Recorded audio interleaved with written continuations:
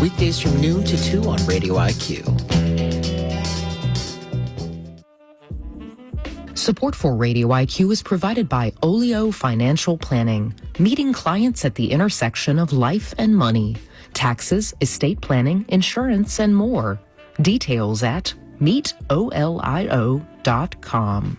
And from Cardinal News, nonprofit news covering Southwest and Southside Virginia, announcing Cardinal News 250 History Trivia Nights at breweries across the region. Information under the Cardinal News 250 tab at cardinalnews.org. Good morning. I'm Anna Pissarro at the BBC. European leaders gathered in Armenia have stressed the need for a coordinated security approach to tackle global turmoil and strained relations with Washington. The EU Commission President, Ursula von der Leyen, said Europe should increase its military capabilities. This is the reason why we mobilized up to 800 billion euros till 2030. It is of utmost importance that we are more independent in this topic and that we are able to build a credible deterrence, because the best prevention of potential military aggression is a credible deterrence. The UAE says Dubai airport's passenger traffic plunged by 2/3 in March. Following the Iran war, traveller numbers sank to 2.5 million. Iran targeted the airport several times in retaliation for US-Israeli strikes. The Dutch operator of a cruise ship with a suspected deadly hantavirus outbreak on board wants to evacuate 2 sick passengers. 3 have already died. The vessel is currently off the coast of Cape Verde. The BBC's Mimi Swaby. Negotiations are ongoing with local authorities following what Oceanwide Expeditions has described as a serious medical situation. The World Health Organization has reported 1 confirmed and 5 suspected cases on board of hantavirus. It stressed that the risk to the wider public remained low. The illness is usually passed to humans from rodents. I'm Anna Pissarro at the BBC in London. Support for NPR comes from this station and from the Kauffman Foundation, providing access to opportunities that help people achieve financial stability, upward mobility, and economic prosperity, regardless of race, gender, or geography. Kauffman.org. And from the Lodestar Foundation, inspired by the maxim that helping someone else less fortunate is a path to a happier, healthier, and more meaningful life. Learn more at lodestarfoundation.org. It's Morning Edition on Radio IQ. I'm Jeff Bosser. The Virginia General Assembly is in the midst of a debate about tax incentives that have made the state a world leader in attracting data centers. The tax breaks are set to expire in 2035, but some lawmakers want to end them next year. As this fight unfolds, West Virginia is offering its own package of incentives to bring data centers there. Cardinal News reporter Elizabeth Beyer is covering this story. She spoke with Fred Eccles. Elizabeth, last year, the West Virginia General Assembly took some steps to make their state more attractive for data centers. What have they done? The West Virginia State Legislature passed a couple of bills in 2025 during their 2025 session to create energy microgrids for data centers and to exempt them from local zoning ordinance. That was done in an effort to bring the industry to the state. So West Virginia recently announced 2 tech companies that plan to build data centers in their state. And the governor of West Virginia has also recently issued a statement that basically told tech companies that the state is open for data centers, especially if Virginia is becoming less inclined to be as hospitable towards the tech infrastructure as they currently are. What are the tax benefits that data centers get in Virginia? Data centers that meet certain requirements, including investing at least $150 million and creating at least 50 jobs, or in economically distressed localities, $70 million and 10 jobs. Those data centers are exempt from paying state retail sales tax and use tax on computers and other equipment. How is all this playing out now in the General Assembly? Some opponents of the tax exemptions have said that they have cost the Commonwealth around $1.9 billion per year, while supporters of the exemption argue that those exemptions have led to $5.5 billion in labor income and $9.1 billion in GDP to Virginia's economy annually. And now we have dueling budget proposals. Earlier this year, the state Senate issued a budget proposal that is contingent upon ending tax exemption in 2027. The House of Delegates budget did not include ending the exemption early, so there's roughly a more than $1 billion difference between the two budget proposals that will need to be rectified. Now, those who would end the tax breaks early are talking about specific things that they would do with the money in the immediate term. Supporters of the effort to end the tax exemptions early have said that tax revenue generated by the ending of that exemption could pay for childcare programs, school construction, and to cover funding cuts that we're seeing on the federal level to certain federal programs that the state may have to take up and fill in the gaps for in the coming years. So opponents of the effort to end the tax exemptions early have expressed concerns that without those exemptions, tech companies would be less inclined to move their infrastructure and projects into Virginia, and some localities could miss out on the jobs and tax revenue that they generate. And this has now focused attention on an announced mega development in Southside Virginia, which would create 2,000 jobs. It would be among the biggest economic development projects ever in that part of the state. There are those that say without the tax incentives, it's dead. Secretary of Finance Mark Sickles told the State Senate Finance Committee in mid-April that if the data center tax exemptions end, so does that project. The developer, to date, has not said that. Elizabeth Beyer reports for cardinalnews.org. I'm Fred Eccles. Cardinal News is a nonprofit online independent news organization covering Southwest and Southside Virginia. It resonates with you. A story on Radio IQ that changed your perspective. A conversation that helped you understand the world better. And yes, the organizations that made it all possible. Corporate support isn't about shouting louder. It's about being present in the moments that matter to you. If your organization wants to make its mark where it counts, email us at corporatasupport@vt.edu. There's again a traffic hang-up on I-64 westbound just east of Charlottesville, near where it was a little while ago. I-64 west, mile marker 129, 3-mile backup at that spot in Albemarle County, just east of Charlottesville. Support for Radio IQ comes from Bay Power Solutions, providing emergency backup power to regional businesses, military, healthcare, and educational institutions. Regional distributor for Generac Industrial Power, baypowersolutions.com. And from Garth Newell Music Center, presenting live and live streaming concerts throughout the year. Program details at garthnewell.org. We'll expect some showers and storms by Wednesday. Few isolated showers in areas west today, otherwise a mix of sun and clouds, highs in the low 70s to around 78 for Roanoke, Danville, and the Richmond area.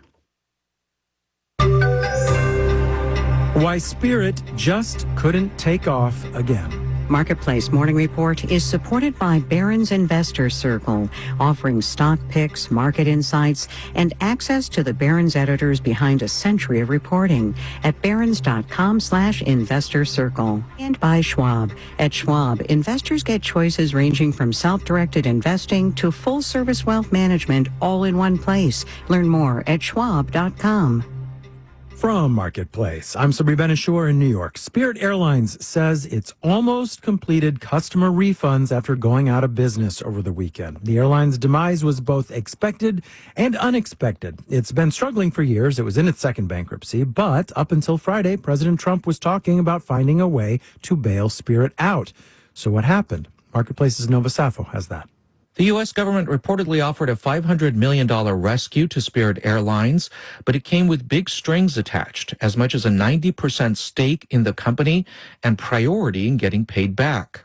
Transportation Secretary Sean Duffy over the weekend said current holders of the airline's debt balked. In the end, this was a creditor issue. Again, they have the final say of whether they want to do a deal with the government. Those creditors preferred liquidation to sell Spirit's assets instead of continuing to contend with jet fuel bills that unexpectedly skyrocketed because of the disruptions from the Iran war. Other budget airlines have also reached out to the Trump administration for financial assistance. I'm Nova Safo for Marketplace. Fewer and fewer working Americans are earning a living wage. A new report from Dayforce and the Living Wage Institute found that just over half of full-time workers earn enough to provide for themselves and their families. That's down 5 percentage points compared to 4 years ago. Marketplace's Kaylee Wells has more. What counts as a living wage depends on how much stuff costs. And right now, the costs of housing, food, childcare, and other essentials are elevated. Energy prices have recently spiked, of course. Jason Rollin with Dayforce says, meanwhile, wages have been going up, just not as fast as costs. Job growth has recently slowed and millions of workers haven't seen a meaningful improvement in their financial situation. The report shows familiar demographic gaps. Women are less likely to earn a living wage than men, hourly workers less likely than salaried workers, Black and Latino workers less likely than white and Asian workers.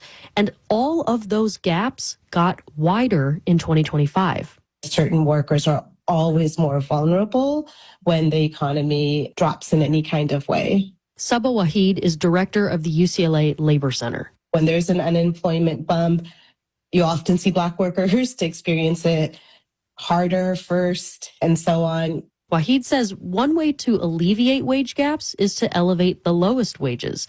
The federal minimum wage, she points out, hasn't increased since 2009. I'm Kaylee Wells for Marketplace. All right, let's do the numbers. Dow futures are down 135 points. That is 0.3%. S&P 500 futures are down 0.1%. NASDAQ futures up 0.1%. Marketplace Morning Report is supported by GEP. With GEP Key, Agentic AI, and GEP Smart Software, GEP is at the forefront in agentic procurement orchestration and autonomous supply chains. And by Million Bazillion, a Webby-winning podcast from Marketplace, teaches your little ones all about money. Listen to Million Bazillion wherever you get your podcasts. Tesla, specifically Tesla's CEO Elon Musk, has long made big promises about robo-taxis. These are fully self-driving taxis. At one point, Musk said half the population of the U.S. would have access to them by the end of last year. In Tesla's earnings call last week, that ambition was whittled down to a dozen or so states by the end of this year. And the reality right now is even more modest. You're much more likely to see a robo-taxi from competitor Waymo. Joining us to talk about Tesla's elusive robo-taxi rollout is Kirsten Korosek, transportation editor at TechCrunch. Good morning. Morning. How widespread are Tesla's driverless vehicles right now? Not widespread at all. They are in Austin, and there are a little bit more than a dozen that are considered to be actively in service. And they did just roll out in Dallas and Houston. But those two, you really need to put a little asterisk next to, because as far as I can see on my end, it's incredibly limited, just a couple of vehicles in both of these cities. What has made the general rollout of driverless taxis slower than some people might have expected or hoped? There's a number of reasons why. There's the technical reasons, right? And then there's the regulatory hoops that all of these companies have had to jump through. And then there's the hard part of just operating these things. What is the biggest technical hurdle still remaining, do you think? When I've talked to engineers, they sort of sum it up as, we've solved 99.999% of quote unquote full self-driving. And it's that very last fraction in which sometimes the vehicle doesn't operate as it should. There's also, I think, just this interesting phenomenon about how, we accept as a society people dying in car crashes, around 45,000 or so a year. But I think that the level of acceptance of a single autonomous vehicle potentially, killing someone or being involved in a fatal car crash or even injuring someone is very, very low. And so the bar is high. How big is the regulatory hurdle facing these companies? It's dependent on the state. So if you're in the state of California and you want to operate a robo-taxi service, you have to go through 2 agencies and have multiple different permits. You want to do that in Arizona? It's a very different process and much faster. If we get a federal framework, I think that could be very helpful and actually encourage the disbursement of this technology in a more clear way. But right now you see these pockets or heavy hubs of activity. Do you see a future where autonomous vehicles are commonplace and everywhere? I think that in certain cities, it will absolutely be everywhere. But are we going to see robo-taxis in middle America or in smaller towns? I don't think so. Certainly not anytime soon. Kirsten Korosek, transportation editor at TechCrunch. Thank you so much. Thank you. And just last week, Tesla added 5 more so-called unsupervised robo-taxis to its fleet in Texas. In New York, I'm Sabri Benishore with the Marketplace Morning Report. From APM, American Public Media. Hi, it's Steve Inskeep. And I'm Mary Louise Kelly. You may have heard that prices for used vehicles are up. That car you've been thinking about donating to this station? That car could be worth hundreds of dollars or even more in support. If you don't need it, donate it. It's easy, it's free to you, and the proceeds help us bring you the news. Learn more on the station's website. Go to radioiq.org and click the support tab and select vehicle donation. You're listening to Radio IQ on WVTF Roanoke, WRIQ Charles City Richmond, WVTU Charlottesville, WVTW Charlottesville, WVTR Marion, WISE FM Wise, WQIQ Spotsylvania, WIUR Lexington, WEHC Emory, HD3 of WURV Richmond, and on 92.5 Richmond and 94.9 Fredericksburg. Radio IQ, a listener-supported community service of Virginia Tech, on your smart speaker and online at radioiq.org. Welcome to NewsHour. It's live from the BBC World Service in London. I'm Tim Franks. The US military says it's helped 2 US flagged ships transit the Strait of Hormuz, but a huge number of vessels remain stranded. When I was in a boat right by the ships, it was also pretty dense. All the ships were laying there. It was like an anthill of ships. So can Donald Trump deliver on his promise to break the Iranian blockade? Also, the leaders of Europe and Canada stress a new unified approach to security amid strained relations with the US. We have to actively take on the world as it is, not as we wish it to be. We know nostalgia is not a strategy, but we don't think that we're destined to submit to a more transactional, insular, and brutal world. The multi-billion-dollar bid on eBay, and the Palestinian activist who says he refuses to be anything other than optimistic. After the news. BBC News with Govinda Gill. The US military says its warships have helped 2 US-flagged vessels transit the Strait of Hormuz, breaking an Iranian blockade. It's denied Iranian reports that one warship had been forced to turn back. Iranian officials had earlier said warning shots had been fired at a US warship. US Central Command said 2 destroyers were now in the Gulf to assist an operation to secure passage announced by President Trump. Here's our global affairs reporter, Sebastian Usher. After a period in which the US and Iran have been stuck in diplomatic deadlock, the latest incidents in and around the Strait of Hormuz are a reminder of just how close the war is to being reignited. President Trump now seems intent on breaking the Iranian blockade of the Strait of Hormuz using US military power. The closure has been Tehran's most significant means of putting pressure on the US through squeezing the global economy. To our 9 o'clock a.m. informal session of Roanoke City Council on May 4th, and just because I have to, may the 4th be with you. All right.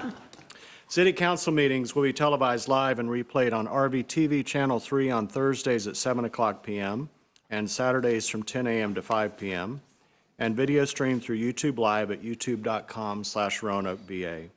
Council meetings are offered with closed captioning for the deaf or hard of hearing. This time I'll ask our clerk, Ms. McCoy, to please call the roll. Sanchez-Jones. Here. Vice Mayor McGuire. Here. Mr. Nash. Here. Mr. Volleson. Here. Ms. Powers. Here. Mr. Hagan. Here. Mayor Cobb. Here, and we are all present. Thank you. We have several items for action regarding closed meetings, and I'll take each one separately. First is a communication from my office requesting that council convene in a closed meeting to discuss vacancies on certain authorities, boards, commissions, and committees appointed by the council pursuant to Section 2.2-3711A1 Code of Virginia as amended, and the boards and committees and commissions that we'll be considering today are included in the agenda. I need a motion and a second, please. Second. Thank you, Council Members Volleson and Powers. Madam Clerk, will you please call the roll? Ms. Sanchez Jones. Aye. Vice Mayor McGuire. Aye. Mr. Nash. Aye. Mr. Vollison. Ms. Powers. Aye. Mr. Hagan. Aye. Mayor Cobb. Aye, and the motion passes. The second is a communication from my office requesting that council convene in a closed meeting to discuss the selection of 2 trustees on the Roanoke City School Board for a term of office commencing July 1st, 2026, pursuant to Section 2.2-3711A1 Code of Virginia as amended. Need a motion and a second, please. So moved. Thank you, Council Members Hagan and Nash. Madam Clerk, will you please call the roll? Ms. Sanchez Jones. No, I was just thinking about if it's because of the. She passed. You can vote on it. It's just to vote that the group will go into closed session even though you will not be allowed to participate. Oh. Yes. Vice Mayor McGuire. Aye. Mr. Nash. Aye. Mr. Vollison. Ms. Powers. Aye. Mr. Hagan. Aye. And Mayor Cobb. Aye, and the motion passes. Third is a communication from the city attorney requesting that city council convene in a closed meeting to consult with legal counsel pertaining to actual litigation regarding a workers' compensation settlement, where such consultation or briefing in open meeting would adversely affect the negotiating or litigating posture of the public body. This is pursuant to Section 2.2-3711A7 Code of Virginia as amended. Need a motion and second, please. Thank you. Council Members Powers and Hagan. Madam Clerk, will you please call the roll? Ms. Sanchez Jones. Aye. Vice Mayor McGuire. Aye. Mr. Nash. Aye. Mr. Vollison. Ms. Powers. Aye. Mr. Hagan. Aye. Mayor Cobb. Aye, and the motion passes. The next item we are withdrawing for today, so I'll move on to a communication from the city attorney requesting that city council convene in a closed meeting to consult with legal counsel regarding a certain legal matter requiring the provision of legal advice by the city attorney concerning an economic development project in the central part of the city of Roanoke, pursuant to Section 2.2-3711A8 Code of Virginia as amended. Need a motion and second, please. Second. You Council Members Vollison and Nash. Madam Clerk, will you please call the roll? Ms. Sanchez Jones. Aye. Vice Mayor McGuire. Aye. Mr. Nash. Aye. Mr. Vollison. Aye. Ms. Powers. Aye. Mr. Hagan. Aye. Mayor Cobb. Aye, and the motion passes.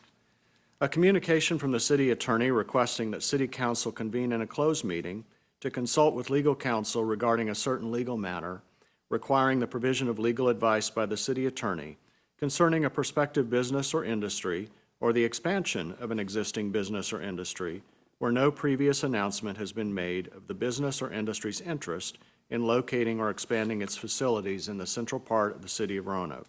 This is pursuant to Section 2.2-3711A5 Code of Virginia as amended. Need a motion second, please. Thank you, Council Members Vollison and Sanchez Jones. Madam Clerk, will you please call the roll?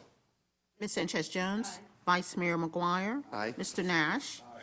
Mr. Vollison. Aye. Ms. Powers. Aye. Mr. Hagan. Aye. And Mayor Cobb. Aye, and the motion passes. And finally, a communication from the city attorney requesting that city council convene in a closed meeting to consult with legal counsel regarding a certain legal matter requiring the provision of legal advice by the city attorney concerning a prospective business or industry or the expansion of an existing business or industry where no previous announcement has been made of the business or industry's interest in locating or expanding its facilities in a regional park in which the city is a partner, pursuant to Section 2.2-3711A5 Code of Virginia as amended.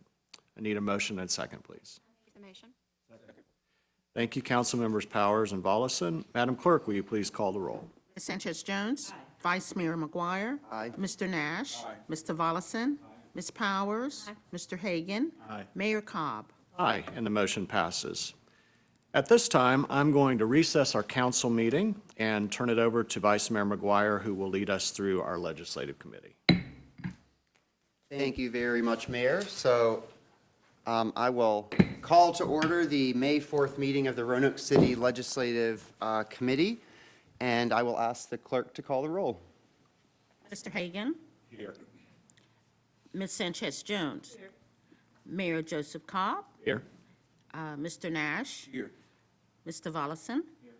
Ms. Powers? Here. Ms. Appel will be absent today, and Ms. Trigg. And Chairman McGuire. Here. Thank you. Thank you, Ms. McCoy. We are delighted today to have with us our federal legislative consultants with McGuire Woods, Clayton Cox and Scott Binkley, to give us an update on some of the federal legislative work they've been helping us with. Gentlemen, before I see you standing up, I'm sorry, before I hand it over to you, I want to quickly, if this sounds okay, we're going to approve our minutes, and then I'm going to let Dr. Siebert with the school side come up maybe first and give us a quick rundown so that you can slide out of here if you don't want to stay for the full presentation. But can I first have a motion, please, to approve our minutes from April 6th? Second. Thank you, Councilmember Volleson and Councilmember Hagan. Could I have the clerk call the roll, please? Yes.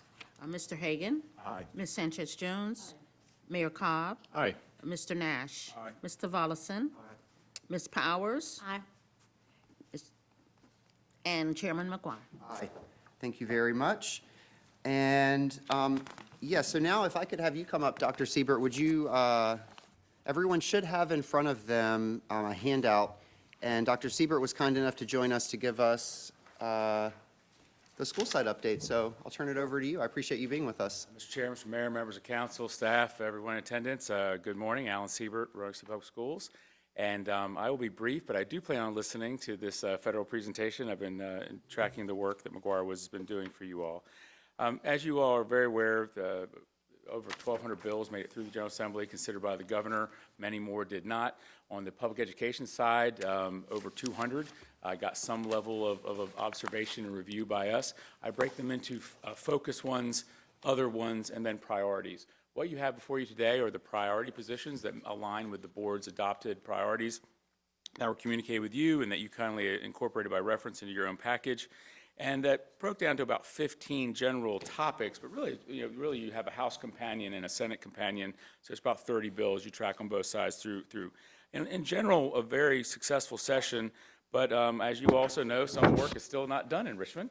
And so a couple in particular, we did align with you fully in terms of supporting the 1% sales tax referendum. That did not survive either chamber, but it is in the Senate budget, so we continue to watch that, and that is one of the TBDs. The other one that we collectively try to work to oppose under the spirit of local control was the requirement for collective bargaining. We believe that should be up to local school boards as it is now. Some school boards choose, some do not, some are exploring. The governor's language we thought gave us more time, which would make for a more thoughtful approach, but that was rejected. So we are still waiting to see what comes from that. And I checked the headlines this morning and hadn't seen anything just yet. A couple other headlines there. Again, at the very top, we did have began the session, actually before the session began, a joint letter from the mayor and the chair asserting our position that we think, again, local control should govern how our city selects its school board members, and actually had another member of the Senate share with me that she thought that was a pretty good approach and that there had been some conversation, but no bill was even introduced this time. It might come up again in the future, but we had some success there. That was a good strategy. Also, in terms of unfunded mandates, one that we successfully had delayed, worked with others, helped get delayed, was one about indoor air quality. We're obviously very committed to indoor air quality. In fact, in Roanoke City Public Schools, we have HVAC people go from apprentice to journeyman to master, and the idea that we would be required to bring in outside resources to do work that we already do had potential significant costs. That bill only got carried over for a year, and so our plan is we never want to be an organization that only talks about what we oppose. We'd like to bring constructive ideas to the table. So we'll be working with some other school divisions to bring forward a suggestion on how to address some of these concerns about indoor air quality, but in a way that respects that small rural divisions might need a consultant, whereas larger divisions with great capacity may not, except for in certain circumstances. So that's a very high-level brief summary of a whole lot of work, and happy to answer any questions that you might have. Thank you, Dr. Siebert. Anyone have any questions? Mr. Volleson? Question about the 1% sales tax. How did that, because it didn't make it through either house this year, and so they're just doing that as a budget conferee type thing? Well, I'm not sure how much the conferees have worked yet because everything's been held up over the data center debate. But the Senate bill, Senator Lucas did ensure that the Senate bill has language to provide the provision. Now, I think the language includes things that like VML and VACO weren't particularly fond of, but at least makes the beginning of it. So we'll really have heard, since the data center conversation's taken all the air out of the room, really don't have much insight, maybe McGuire Woods does, into some of the other things that are cooking right now. But we certainly hope they'll move at some point. Thank you. If it's put into the budget, does it have Delegate Rasul's retroactive funding attached to it to pay off like past projects, or is it only for future ones going forward? Councilmember, I've not looked at that budget language since it came out like shortly after Budget Sunday, but I do not believe it did. But I don't want to speak definitively. That I know. Good question. We were hoping it would be retroactive, right? Any other questions? Ms. Powers? I just attended a board meeting with our Treasurers Association, and so we got updated on a lot of stuff as well. And so to answer your question, I believe that Delegate Rasul's bill is the preferred bill that they want to go through the three people that had bills out there. But I believe Delegate Rasul's would allow to retroactive back to prior years, and I believe Senator Lucas's did not. So Correct, but neither bill came out of the General Assembly. Exactly. So all we're left with now is the Senate budget language, which if adopted would have the weight of law, just wouldn't have had the participatory process that the committees would have had in the Senate and the House of Delegates. Any other questions? Well, thank you so much, Dr. Siebert. Really appreciate your time. Chair APEL and Board Member Trigg give their regrets, but we certainly appreciate the opportunity to pull on the same rope with y'all. Thank you. Definitely give them our best. All right, well, with that, I will turn the floor over, if I can, to Mr. Cox and Mr. Binkley. Welcome you down to the podium.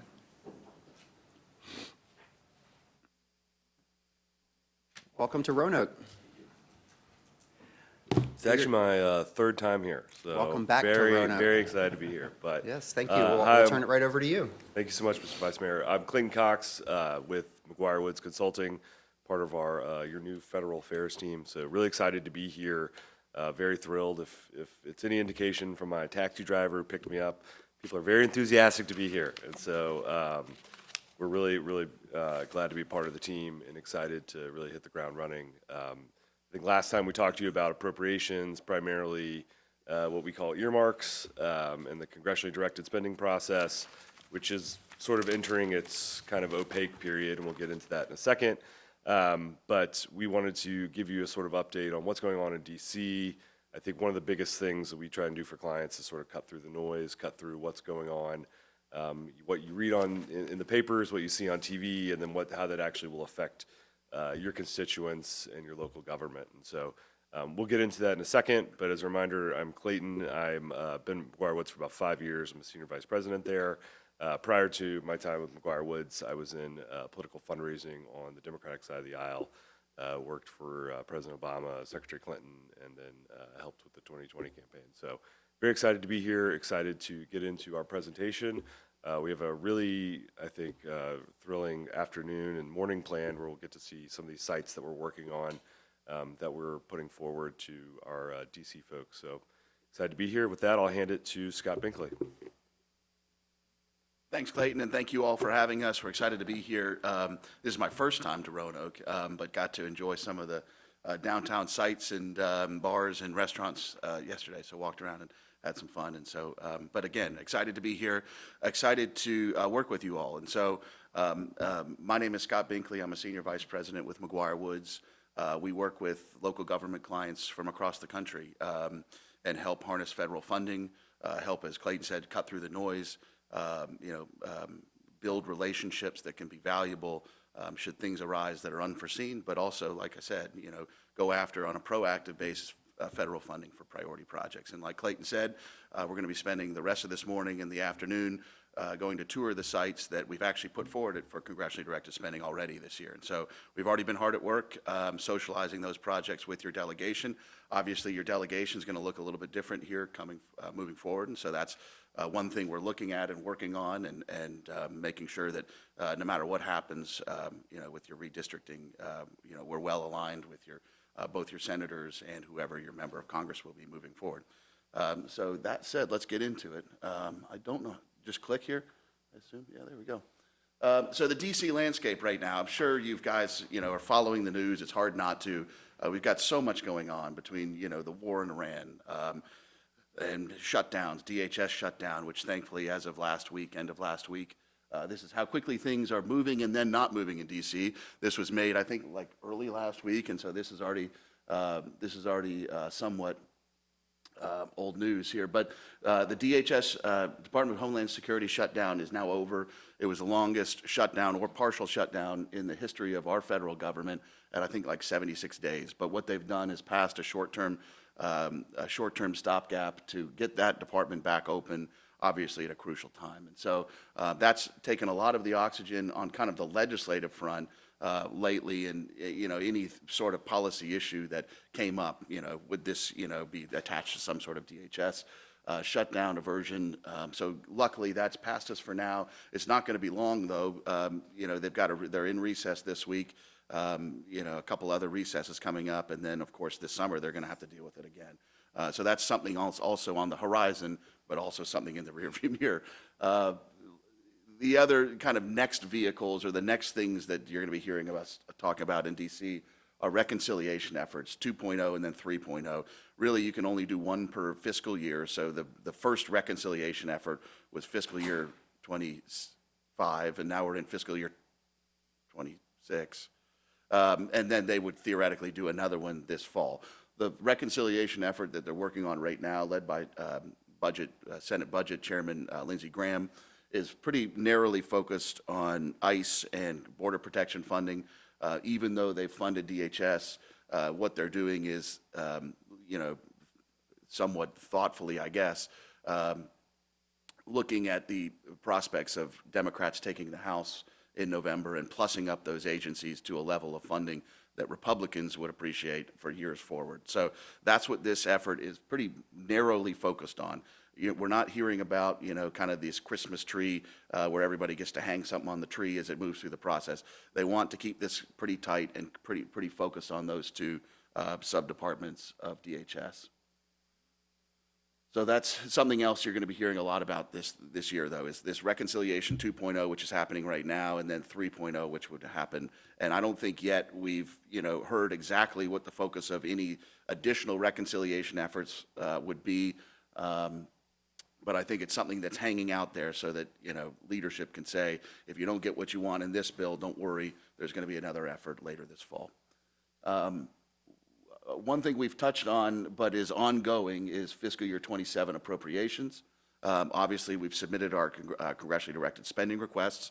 And so where we are in the process right now is all of your members of Congress and senators will collect these requests for various priority projects across the country. They will organize them and sort them into a list of, their, say, top 25, 30, 40 requests, and then put them forward. They are capped at a certain level, so that they would put that list forward to the Appropriations Committee, and from there, the member's office and the Appropriations Committee would work to whittle that list down to really the kind of the core group that would then be included in the bill.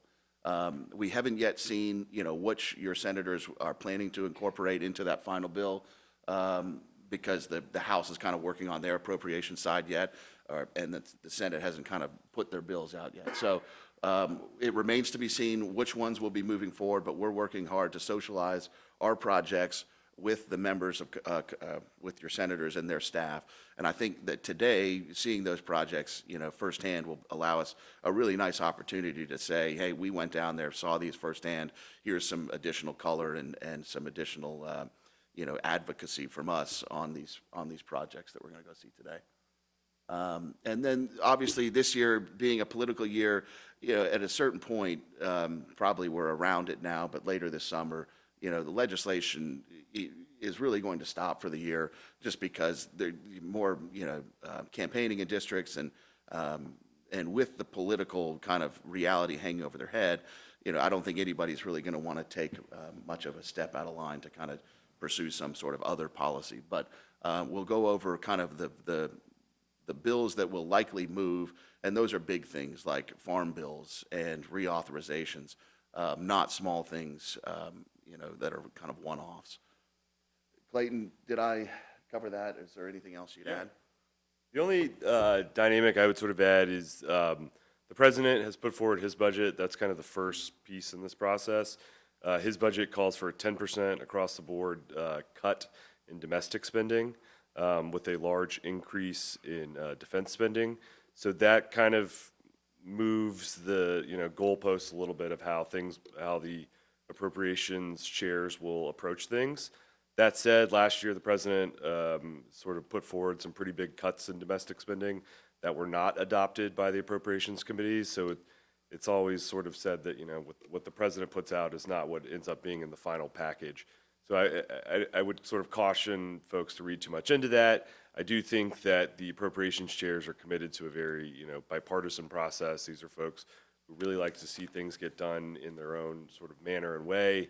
But a lot of that will prevail to larger political forces at hand. 2 years ago, the last time we were in an election year, and the Appropriations Committee folks put together a bill, put together a package, and had a lot of earmarks and other things in there that were going to help local communities. All of that ends up getting thrown out because a few tweets by the incoming president saying that this bill should not be passed, and they end up having to move into a continuing resolution to fund the government. So, like we said, anything can kind of happen in an election year. I would expect last-minute deals. I would expect big things to happen probably after the midterms. I think the main thing right now is they will continue that appropriations process. We will be able to see different checkpoints probably in the next month or so. We will see what the House puts forward, then we'll see what the Senate puts forward, and we'll be able to know where are these domestic programs that are important to the city of Roanoke and how are they looking, and we'll be sure to keep you read in there. And then where do our earmarks fall in and how do those things get affected? The next piece that we want to move on to, I click, right, is the change in, the sort of uncertainty of an election year creates all kinds of different dynamics going into the year. The other piece that sort of further injects a little bit of uncertainty is your new congressional maps. Obviously, they were approved by the voters of Virginia on April 21st. Now it goes to the Virginia Supreme Court to look at some of the wording of the question that was put forward on the ballot, to look at the whole, mid-decade redistricting, whether or not that passes. I do think even in that uncertainty, there is an opportunity for the city of Roanoke. The new 6th congressional district is sort of a college corridor, as people are calling it. It includes Stanton, Virginia. It includes all the way up to Charlottesville. I do think that sort of thematic relationship will allow for the new district to be, I think, sort of play more to Roanoke's strengths. I also think the fact that Roanoke is the second largest city, the largest metropolitan area in the district, that will give the city more weight with this district, whereas before it sort of weighted a Western Virginia district that kind of went all the way down to the end of the state. I think now this provides, especially with it being a swing seat, it's going to be a seat that could probably go any way. I think that will cause more attention, more sort of the House and Senate leadership, or House leadership will look to Roanoke in this area a little more as a swingier area, and that could be something that is advantageous. Same hand, that could also mean a little more changing of who your member of Congress is. Obviously, the other thing to watch is the current Congressman Klein. Does he run in the 6th district or does he move down to the 9th? So we will see what happens there. So you could really have a whole new cast of characters. On the Democratic side, I think the two sort of front runners are the author Beth Macy and then Tom Perriello, who was once a member of Congress. So we will continue to watch how that plays out and continue to see how that affects the city of Roanoke and make sure that we're got ourselves in front of, on both sides of the aisle, the front runners, so that no matter the outcome, we are well positioned.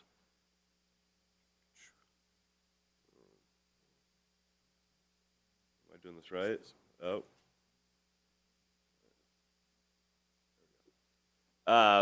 So next steps on your congressional district and the redistricting. Need the courts to weigh in. That should happen fairly soon. They're asking to get this done.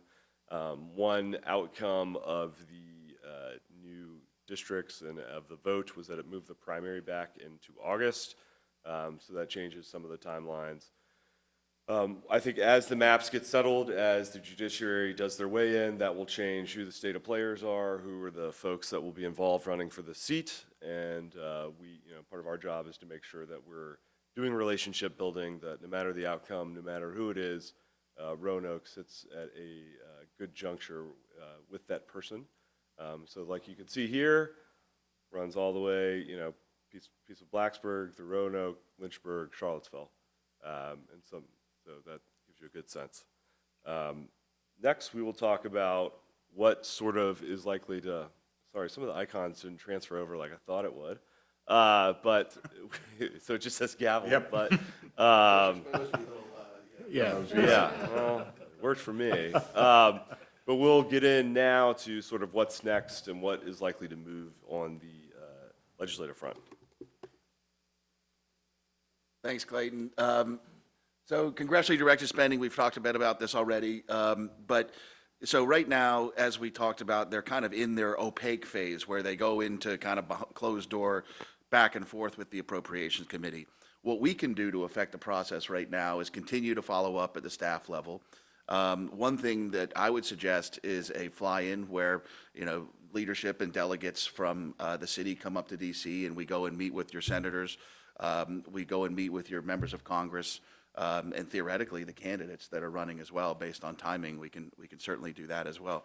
But to just socialize and continue to push on these and make sure they're hearing from you about the positive that these projects are going to do for the district and the state. And so that where it will go from here is over the course of the summer, the appropriations committees will release their the Senate Appropriations Subcommittees will release their budgets, and then we'll be able to see which of our CDS requests were included. If they were funded at full levels, a lot of times they'll, give you 2/3 of what you asked for, and somehow you're supposed to make that work. So then we'll be able to see, and then our advocacy process is still not done.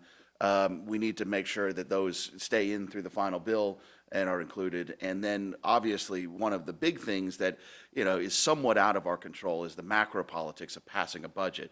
Obviously, a lot of times we function under a continuing resolution. Those don't generally include earmarks. So we need, the big guys. We need the president and the Speaker of the House and, the Senate Majority Leader to get together and actually pass a budget. And so the good news is that I think it's been, several years in a row now, we have actually passed a budget, which is, I think, maybe surprising to folks who just watch CNN or Fox News and see the dysfunction. But, we feel, that these CDS requests are still, a very good avenue for funding priority projects. We're in the game on this, and we're going to continue pushing on those. And we'll actually ask for your help in coming up to DC at some point this summer and help us push on those as well.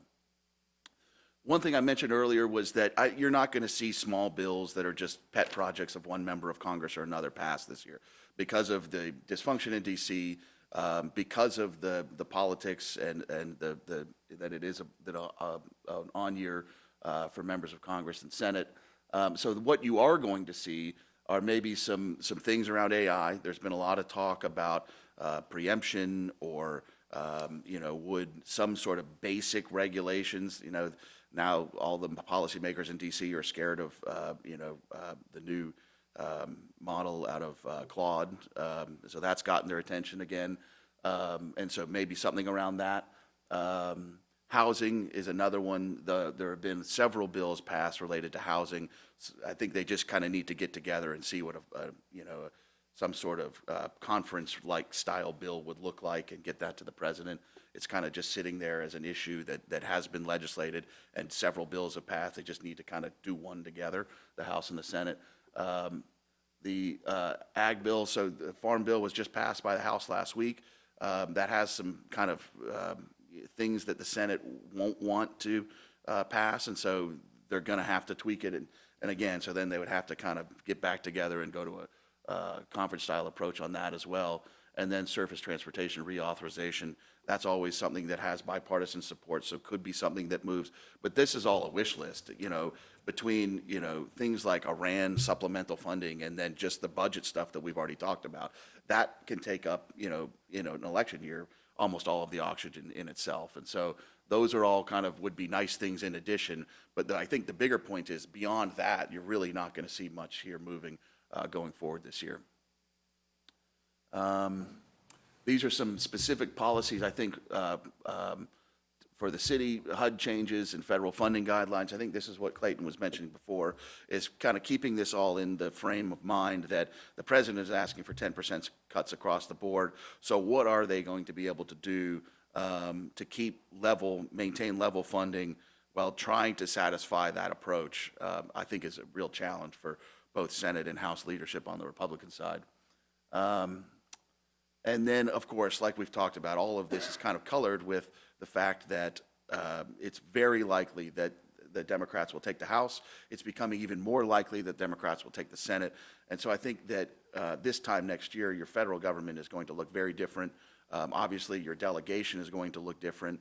And so, what our role will be here, is to maintain those relationships, and no matter what the outcome is of redistricting or who your next member of Congress is or who takes the House or the Senate, the good news is you've got a great bipartisan team that can still, conduct outreach to the administration if we need to, but also, have you covered, whether it's, Democratic senator, Republicans or Democrats in leadership of either chamber. Clayton, anything else there? Yeah, I would just sort of close out with, I'll never live that icon thing down in my own mind, but handshake is always going to stick out. But the three big things for us going forward is sort of what's next here is, number one, monitor our congressionally directed spending, answer the questions. As we've alluded to, it sort of goes into this black hole now where they're negotiating with the appropriation staff and they're figuring things out.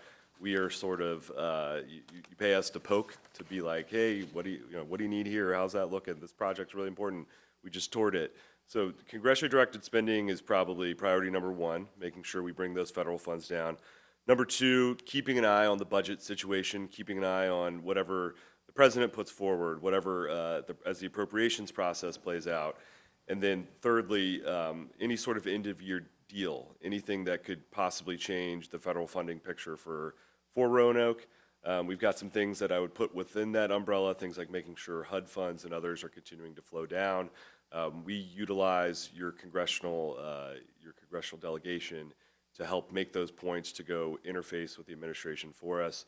So please, I can't say this enough, we only know what we know. So please keep the information flowing. If some federal fund, if something is not going the way it should be, if a drawdown's not happening, please let us know. We are here to be the thorns in their side to make sure that the money comes, to make sure that things come as they are supposed to do. So please let us know what those issues are, or if something's going particularly well, please, we are happy to send praise as well. And then the third thing that I think we want to be is proactive. We want to make sure with these new players, with new maps, with potential change that could come from a midterm election year, we want to make sure that the city is well positioned and that we are building those relationships and that there's continuity there. So whether it's a trip this summer up to DC or continued check-ins with our federal delegation, which we will do, we want to make sure that we are being proactive and not reactive. And I think that's our big thing going forward. So with that, we are happy to take any questions. Looking forward to the next few months, and just really happy and thrilled to be a part of the team. Well, thank you so much, Clayton and Scott. I will see if any of my colleagues have any questions. I was wondering, not to put you on the spot, you can think about it while they're coming up with their question, but if you had the list handy of what CDS requests we put in, just in case, I know you've given that to us, but if anyone's watching or listening and was curious, while you're pulling that together, if anyone else wants to ask any questions, or Ms. Powers? I don't really have a question. I just will tell you that when you were talking about legislation to watch in AI, I read this morning, the Cardinal News has a very good article on some AI legislation in the federal side. It's worthwhile to read. It was very shocking to see some of the items that they're trying to push good, but things that we would want to see that happen because it could definitely affect citizens in every locality. I believe it's today. We have Samantha in here, but it's the Cardinal News that wrote the article, and it's very good. It's got some good stuff. It talks about several of the bills from several of the senators around the area. Powers, any other questions? Mayor? Thank you, guys. This is outstanding. It's great to feel so engaged as a city and to have the overview.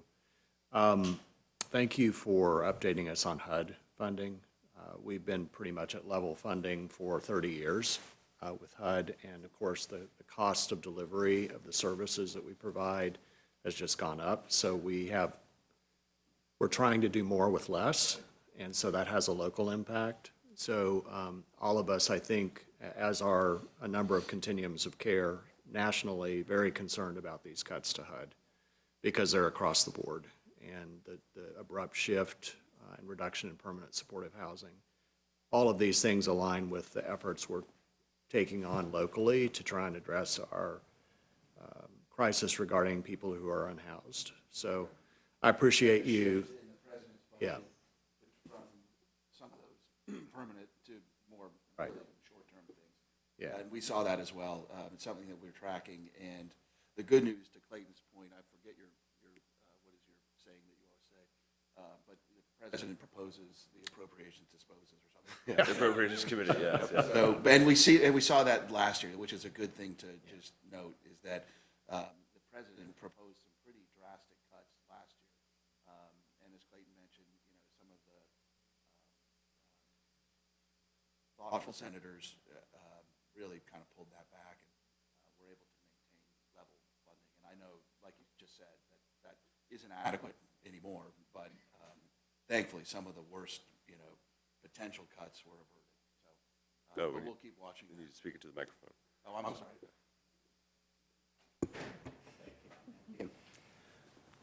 Any other questions?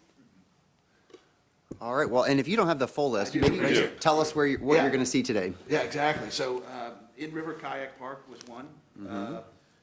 Amtrak Station, the Mill Mountain Greenway, Phase 1. And then the city signed on to, as a supporter of the airport's runway extension study. So I call it 4 total CDS submissions, and we can get you, obviously, the details of those as far as, what the price tag was on each and the details of all that. I don't know if there's a way that we can submit that officially after this, so folks that are watching online can review that too, or how you want to handle that, but we can discuss it afterwards. Okay, yeah, well, that would be great. And then that's wonderful, thank you. I just wanted to throw out something that some of us had talked about just to keep on your radar, and we mentioned it when I chatted with you before this meeting, but 2 items. One related to our proximity to several national parks is we're really interested in that gateway community designation, if possible. And then also with the merger coming up soon, we're interested in, how we can best position ourselves in that. And we have some specific, I think, things that we would be interested in bringing to that table if we could get a seat at it. Yeah, that'd be great. And I think we can help get you a seat at both tables. The National Park Service would be one that I'd put on a list for a visit this summer for any sort of upcoming fly-in or delegation up to DC. So that would be great. It's something that we've heard from you guys before on is that designation. And then the merger. We'll kind of dig in and really figure out how to best assert ourselves in that conversation and pull up a seat at that table. Yeah. Sounds like the goal is to be a party of record on that. And so we'll certainly look into how that happens and getting the city there, for sure. Very much. Of course. Yeah, thank you both. I really appreciate it. I think it's great that we have a bipartisan team because we have a bipartisan, multi-partisan city, and we have our valley is certainly bipartisan, and we know we have a great sort of track record of working together on different issues, and so I think it's great to have you both, and I really appreciate your help and support. I'm sorry I can't run around with you today, but I think you'll have a good time. Thank you very much. Thank you. Thank you. All right, everyone, any, well, other businesses coming up. Our next meeting is Monday, June 1st. Any issues with that? I was going to ask if we could, by our next meeting, this was a question for Ms. Turner, if we could have our existing legislative agenda run through staff and come back to us by the next meeting for any feedback on things that staff would like to see. And I don't know if there's a designee on your team for that? Vanessa, okay. Great. Would that be workable, that we could get that back by our next meeting next month with any draft input from staff? Yes? Okay, great. Thank you very much. Well, is there any other business? All right, well, I'm going to adjourn this meeting of the Roanoke City Legislative Committee. Thank you all. All right, thank you, Vice Mayor McGuire, and I will reconvene our council session. Any items listed on the 2 p.m. council docket requiring further discussion or clarification? All right, any topics for discussion before we go on with our briefing? All right, then I will call on our city manager, and I believe some staff are going to join us at the table for our budget study. And we won't be taking any formal recesses during this, so if folks need breaks, just please do that. So while staff is on their way in, I'll go ahead and get us started with our opening. So Mayor, Vice Mayor, members of council, we have made tremendous progress towards the adoption of the FY 2026-2027 budget. As I previously stated, each budget development process presents its own set of challenges. We made difficult choices and decisions to facilitate presenting a recommended budget to council. Over the past few months, we have engaged with City Council and our citizens and employees on the recommended FY 26-27 budget via a number of different ways. We had our financial planning work session in November. We had multiple public city council briefings. We had individual council briefings. We answered council member questions via email with the response posted online. We had 2 community meetings, which allowed us to provide information on the budget and answer questions. We also had an employee budget meeting, which allowed us to answer questions directly to our employees. We also had a budget public hearing. Our goal here was to be extremely transparent, to make sure that all of our information was accessible by anyone that wanted to truly understand. So today, our work session is designated as a budget study. The purpose of the budget study is to review and discuss budget questions or potential modifications to the recommended budget so staff can move forward with preparing the required resolutions and ordinances for budget adoption. We are prepared to discuss those items that council identified for review and discussion during our 2-on-2s. Now, Mr. Kosecki will bring our conversation with the budget overview, and then we will transition to review of the items that council identified. So I'll turn it over to Mr. Kosecki. Thank you, Ms. Turner. Good morning, Mayor, members of the City Council, and Vice Mayor. So before we get started with the budget study portion, just wanted to summarize what we've presented on March 23rd.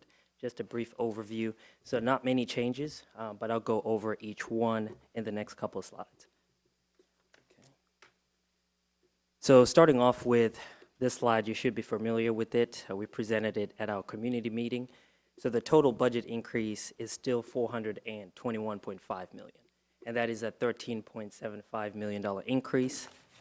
Included in that revenue is $4 million expected for social services programs. You've heard us say that before. $1.5 million for street maintenance, and local taxes about $6.9 million. And just to remind you all that 6.9 is the lowest we've had in the last 5 years. When compared to this fiscal year's $21.3 million, that includes the meals tax increase of $4 million. So again, this was the first year that PFM highlighted that we need to adjust those programmatic expectations.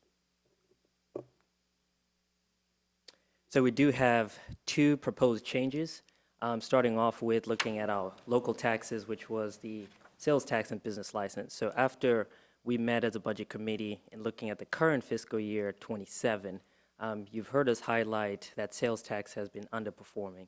And this is a reflection of where we are today. So this would be the second conservative year that the sales tax will be underperforming the budget by $1.6 million. So what we've done is we have adjusted the sales tax projection for fiscal year 27 by $400,000. And then on the flip side, we do have business license that has outperformed the budget by approximately $400,000 and $500,000. And right now we are comfortable by increasing that by $400,000. So it is a wash, but we did want to make sure that we reflect exactly what we expect to collect in the upcoming fiscal year. The second is the Eureka Center fee increase. So we have 2 fees that will be proposed, the multi-purpose rental room and the damage fee. And then on the next slide, it will be $35 for residents and $70 for non-residents. And a reservation will be required for this, and this is per hour. And then we do have the damage deposit, and this is standard across all of our recreation centers, $250 for residents, $500 for non-residents. So on the next slide, we also wanted to highlight, we've had conversations, the community meetings, and you all have brought back, some questions as to how did we get here. So we wanted to address that question by highlighting what we did between 2005 and 2020 in comparison to where we are today going into that 5-year to 2031. So as you can see on the left-hand side, we looked at the real estate assessment growth, and that averaged about 8% before the economic crisis of 2008.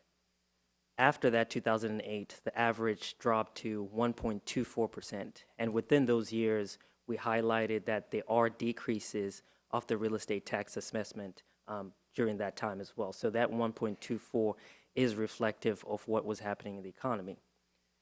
So how we navigated as a city, as you can see, we decreased the general fund budget from $259 million to $252 between 2009 and 2013. So that was a $7 million decrease in just being able to provide the essential services first. And how we did that was departments were required to cut their budgets by approximately 10% in given years. We suspended salary increases, implemented a hiring freeze, the managed hiring that we're doing this year. That's what we also carried forward during that time as well. We also made programmatic adjustments and capital improvement adjustments. And then if you look at where we are today, we're pretty much doing the same thing. As you can see, we increased the meals tax fiscal year 26, 5.5 to 6.5. That was a $4 million increase. We also unfunded 29 positions. That was approximately $2.4 million. We reduced our base budget by $5.6 million. So that was part of, making sure that we can sustain what we have built into the base. And then we also revised the external agency process. So these are some of the examples of what we're doing now in comparison to what we did before. So again, just to remind you all that we've been here before and we are taking the necessary steps going into the next fiscal year. So the expenditure highlights, just to highlight the $13.75 million, we are allocating that to compensation, starting off at $5.2 million. So no changes there from March 23rd. We're still implementing the 2% raise as opposed to the 3% that we had initially proposed. We're also moving the public safety to the next step on the step pay plan. The starting salary will be $42,000 for all employees beginning July 1. And we are increasing our medical and dental as well as our retirement contribution rate from 21% to approximately 22%. On the operating expenditures, about 8.6 million, that will be allocated to the following. You have your RCPS, about 1.2 million.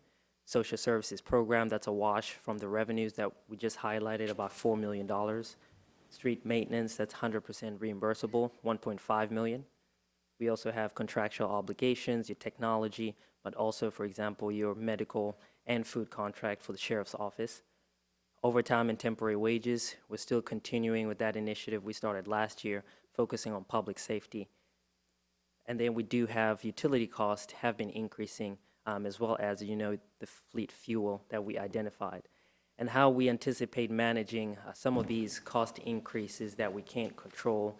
For example, we have our managed hiring. Just to remind you all again, is we do have approximately 200 vacancies in any given year. And that is because we cannot fill all the positions. And those vacancies equal a dollar amount. And that dollar amount is about $15 million. However, we still need to net out our vacancy savings, which is $5 million. So that leaves approximately $10 million to manage. But we unfunded $2.4 million, which was 29 positions. So that leaves about $7.6 to $8 million to navigate for your fuel cost and other items, for example, your overtime and temporary wages, because we can't fill the staff. So that is the approach that we're going into fiscal year 27 using. But also we have the payroll accrual July of next year, 2027, that we have to plan for, the extra paycheck, the 27 pay period. So those are some of the items that we use that managed hiring for. As I mentioned, we did reduce the base budget by 5.6 million, and that was including the unfunded positions that were 29. We reallocated one-time funding to the debt service, and I'll cover that in the capital improvement program. The reserve funding for risk management, we reduced that by 550,000. GRTC subsidy by 292,000, and other department reductions for that 5.6. For the capital improvement program, the total is 119.6 million. I've highlighted that we increased our debt service, but we took that from one time. And for the debt service, if we were to keep the planned 50 million in projects that we're planning fiscal year 26, our debt service would have increased by $4 million in this fiscal year. And total in a span of 5 years would have been 19 million. So those were some of the decisions that we made in removing the $50 million in projects to just focus on the essential and mandatory projects. And last but not least, we have our external agency process. Currently, we implemented a new process and allocated 832,000. And the 11.9 million is really allocated to those regional agreements and mandates that we have to do, like your Blue Ridge Behavioral Health, your health department, your regional center for animal care, so that we cannot really control, but it's based on an agreement. So really the process was allocating the 832,000, and that is part of today's discussion as well. Mr. Kosecki, before we get into the budget discussion, I'd like to invite, we've got 5 seats up here for your team. Yes. We'd love to have some of your team up here. Okay. We've all been working on this collectively, and I think that lends itself to a discussion. And also, I need to take a quick break, so I will be right back.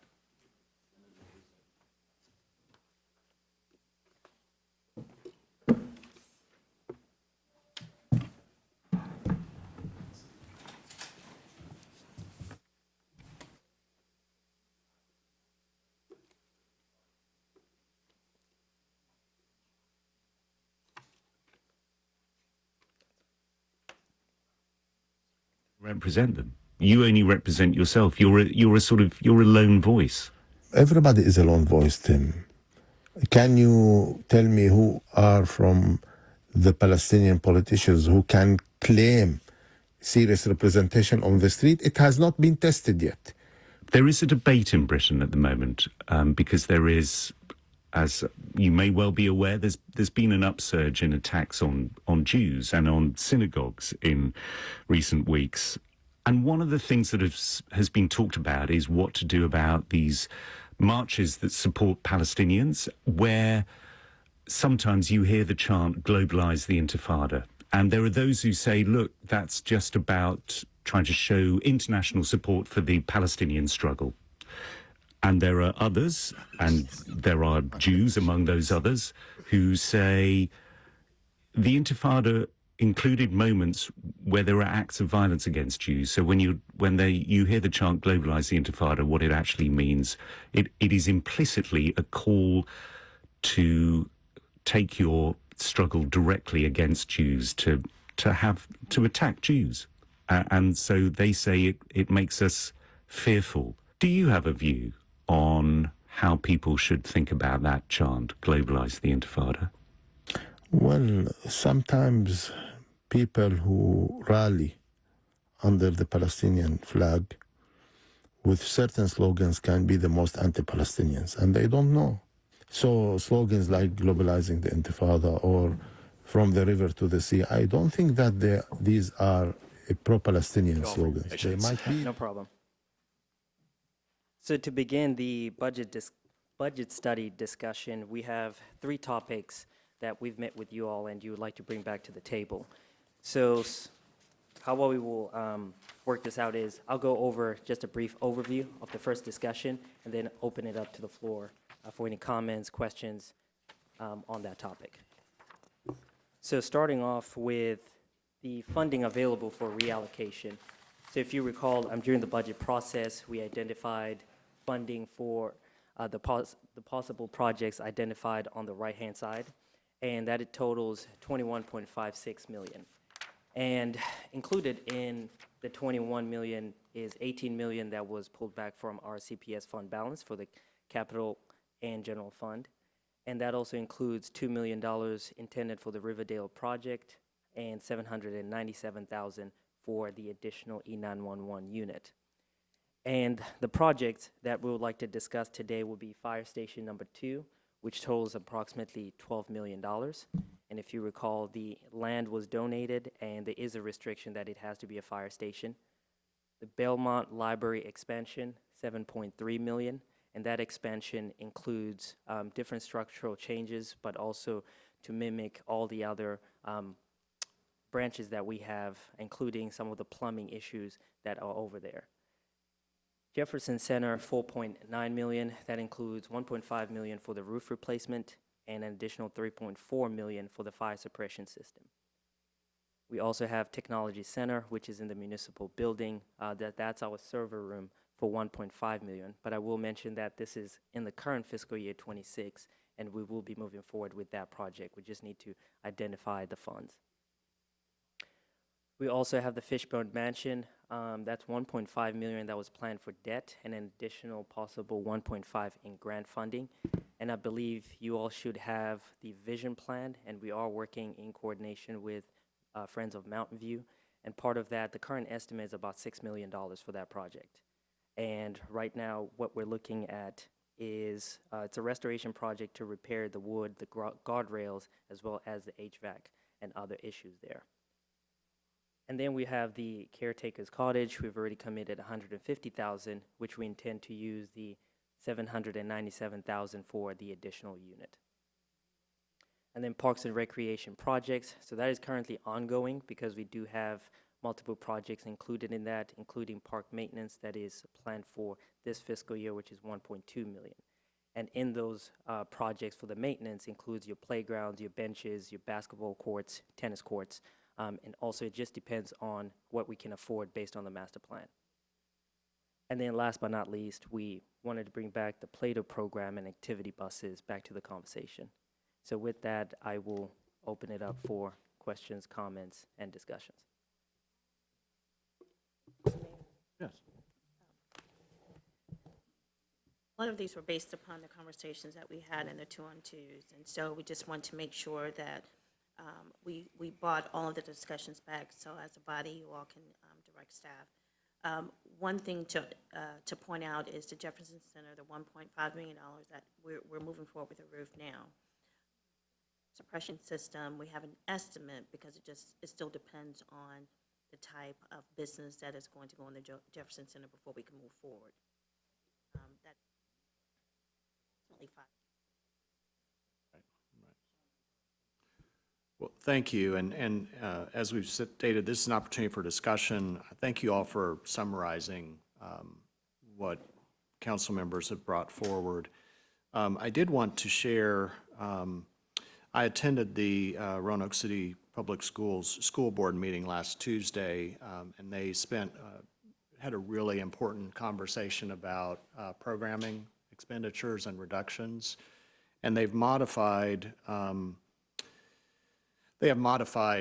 recommendations for the Plato program and activity buses. So what they're looking at for this year, and I'm pulling this from memory, so if I don't get it exactly right, my apologies, but they're contracting or reducing the size of Plato, so it will be 4th and 5th grade at one location, which would be Highland Park Elementary School. 3rd graders, it's my understanding, would be in their home schools, but they would have access to talented and gifted programming that's available in those schools. That the funding would include transportation. And then the subsequent year, if they were to go down that path, would just reduce Plato to 5th grade, and it would not include transportation. But the school board in their discussion were very appreciative of, number one, the opportunity to evaluate what has been a really important program in the life of the schools, and to just use the language of contracting it, just reducing the size of it for this year and then reevaluating it next year depending on what the budget realities are.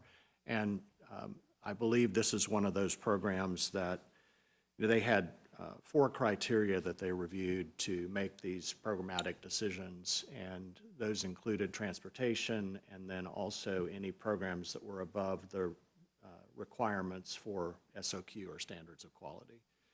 So again, I want to commend the school board for a really important discussion about that and taking all things into consideration. In terms of activity buses, the recommendation they're considering is not to eliminate activity buses, but to focus them on the spring, which is the highest usage time, which would include not only athletics, but it would include any after-school programs. There was a lot of discussion about, what are the implications if they just fund activity buses for the spring and not for the fall and winter, and I think hearty discussion about that. Again, this was just discussion. No decisions have been made. They won't be made until a subsequent meeting. And then there were other programmatic decisions. A piece which we'll come back to, I think, in terms of the what they decide to do for reappropriating funds that we had already appropriated for the learning cottages. If they decide to request a reappropriation of those, one of the thoughts that I conveyed to them, which I think several council members did, was the opportunity to use some of that to fund partially Plato and activity buses and transportation in general. The other, though, that I think they're concerned about is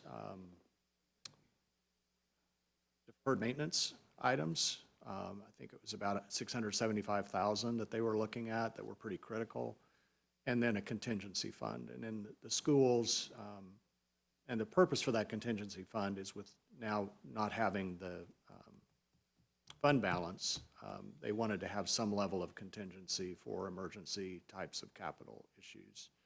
So that's just an overview of what I gleaned from that meeting, but I wanted to make sure to share that with you all as we get into this conversation about funding available for reallocation. So, yes, Mr. Volleson. I don't know how this goes, but I was just going to continue on the Plato and activity buses. That's something that I put forward in my 2x2 was, I would like to see the Plato program fully funded for 2 years to give. Sounds like they started to make this assessment, but what does the future of Plato look like? And that program when I was in Roanoke City Schools, and it is a program, and so we want to make sure that it's a thoughtful way, which it sounds like it is being done, but I wanted to make sure that there was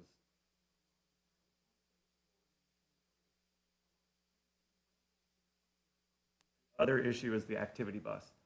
And that is another item that I brought forward. The activity bus is something that I also benefited from as a kid, as a swimmer. And so when I hear that they would only be able to do that in the spring, there are plenty of fall and winter sports and activities that kids that we fund. Now, originally I was thinking that that would come from possibly the fund balance. I know that there's some discussion about the 4.3 million and it possibly coming from that. I don't mind which source it comes from. Well, and I want to remind us as council that it's the purview and responsibility of the school board to adopt their budget and work through their budget. I think because we received input from citizens as well, it's helpful for us to have this conversation, but I would encourage us to share these insights with our school board buddies so that they know. But ultimately, it's the school board's decision, and that's what they're appointed to do, and it's their fiscal responsibility. So I don't want to give the impression that we're usurping that authority, because that's not our authority. But I think just to give some context is important. Mr. Hagan. Yeah, I was going to echo that actually right before you started talking.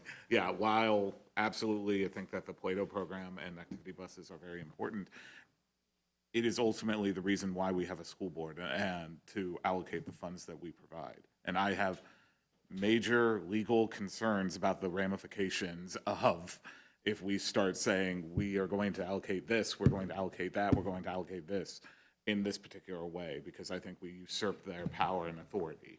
And that is something which is a very dangerous road to go down, in my view. Well, again, and I think because we received a lot of input from citizens as well, it's important for us to talk about this, but within the larger context.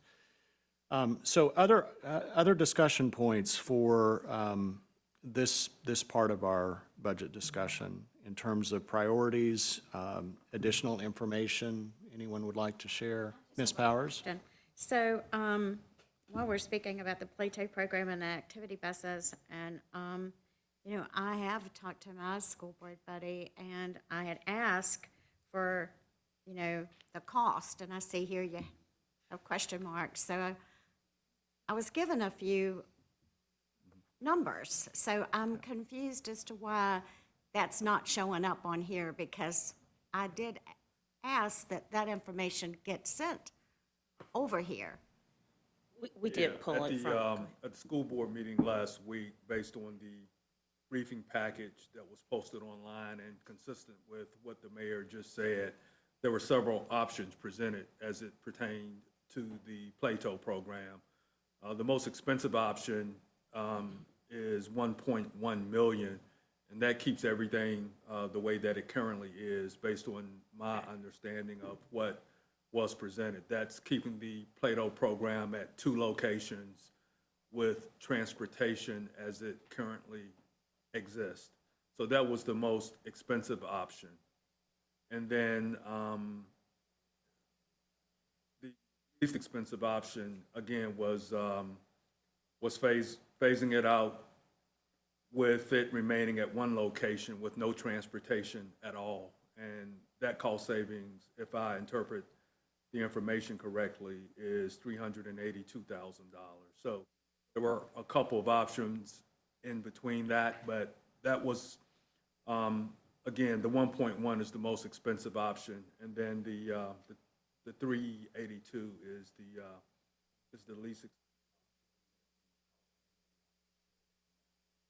So from what I'm understanding, Mayor, from your going to the meeting, nothing has been determined yet on. No, this was just, it was kind of their study of the program. So initially they started with personnel, and this was the second piece, which is about programming. I think the option that they recommended, according to the briefing package, again, consistent with what the mayor just highlighted, is that the recommendation is to phase the program out over the next 2 years, consolidate the program at 1 location, and to offer transportation to families that need it in order to continue the students' participation in the program. And that savings was around $448,000, if I interpret the information correctly. We have a price for the activity buses. Thank you. I think they're like 650. What they presented on the activity bus, if you give me a moment, and I will get it. We can also get this pulled from the information, send it out to everybody. Yeah, based on the briefing package last week, the original consideration associated with eliminating the activity bus completely is $150,000. The recommendation, consistent with what the mayor just highlighted, offering the activity bus Monday through Thursday, and only for the spring athletic season, the projected cost savings total $232,800. And I will add to that, there was conversation about different modes of transportation. There was pretty hearty conversation about Valley Metro being utilized because it's a cost savings. The challenge with that is that the way Valley Metro is set up, it doesn't go from point to point, so it doesn't go from school to a person's house. And so, but they had a lot of conversation about it, and I, again, just want to commend the school board for wrestling with some difficult decisions. I have a question Mr. not Nash? relating to the schools, but to Fire Station 2. You mentioned that the stipulation on the land is that it has to be for a fire station, but is there a timeline or a time frame in which, if it's not built, the land has to be returned? Yeah, revert back. Yeah, I'm waiting to hear from City Attorney's Office. We've talked about it, so I'm waiting for Mr. Collins to give me that information. That is only the parcel that Berglund donated. Right. The mother parcel, the city purchased. Yeah, How big is the parcel that the city purchased? Do you have that? I don't know the exact size, but the parcel is large enough to construct the fire station based on my past recollection. The additional property that Berglund donated just provides some additional benefit, yeah.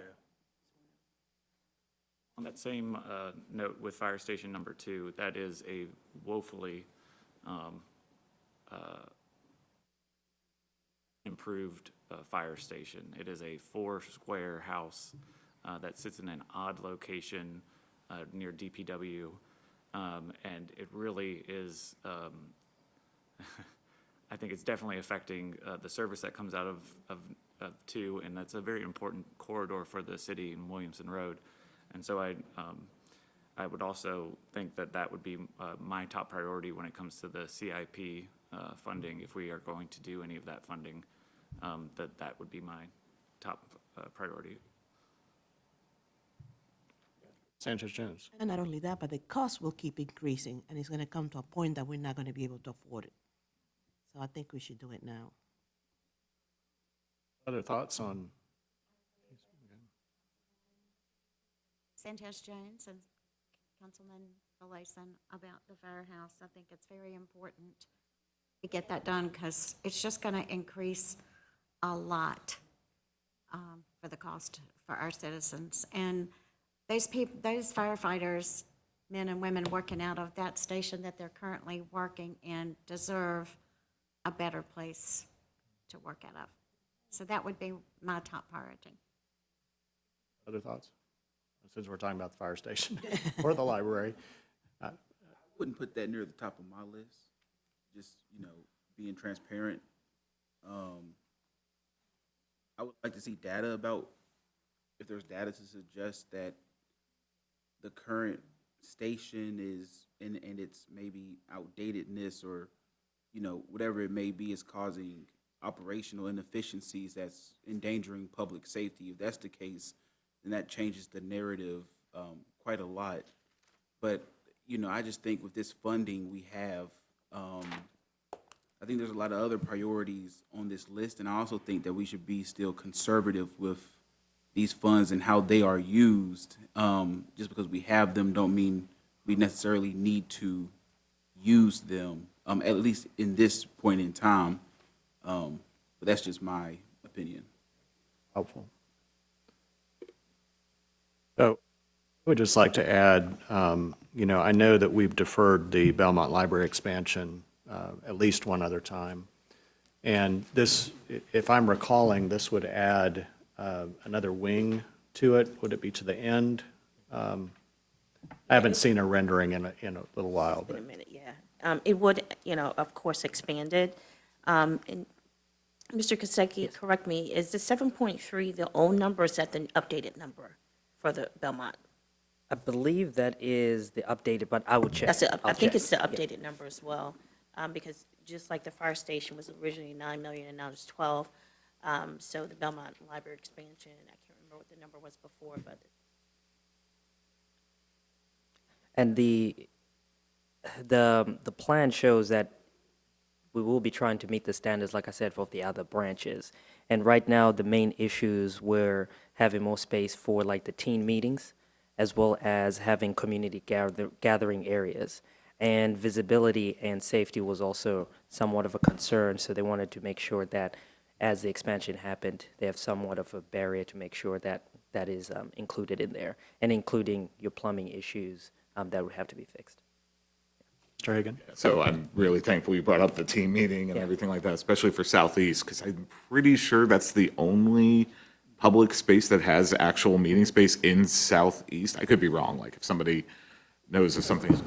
Yeah, apart from like the couple of schools that they have down there. So that's one of the concerns that I have. I want to make sure that, hey, Southeast is actually, especially since we have deferred this previously, it's a way of making sure that we can keep our word.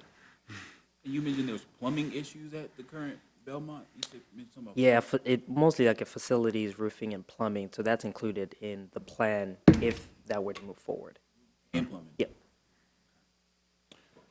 Question, is Yes. there a way, I know this is, I'm of the mindset that Mr. Nash is, that we don't use all those funds that are sitting over here. Is there a way to partially fund some of these capital projects? I know we do them over years, so is there a way to say, hey, we'll give 4 million towards the fire stations total, that type of deal? Yeah, so the challenge is, we can, but we don't have additional debt capacity right now, which is why we had to move these projects out of our CIP from a debt perspective.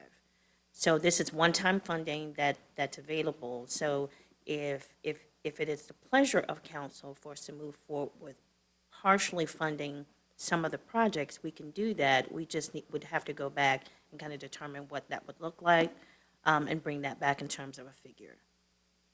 I think that's a good point, yeah. And it probably also depends on just the schedule, construction schedule, and whether these things can be done in phases or not. Just a reminder from our friends at RVTV, if you all could find a mic to speak into, it'll help the broadcast delivery. So, thank you. Ms. Turner, sorry. Yes.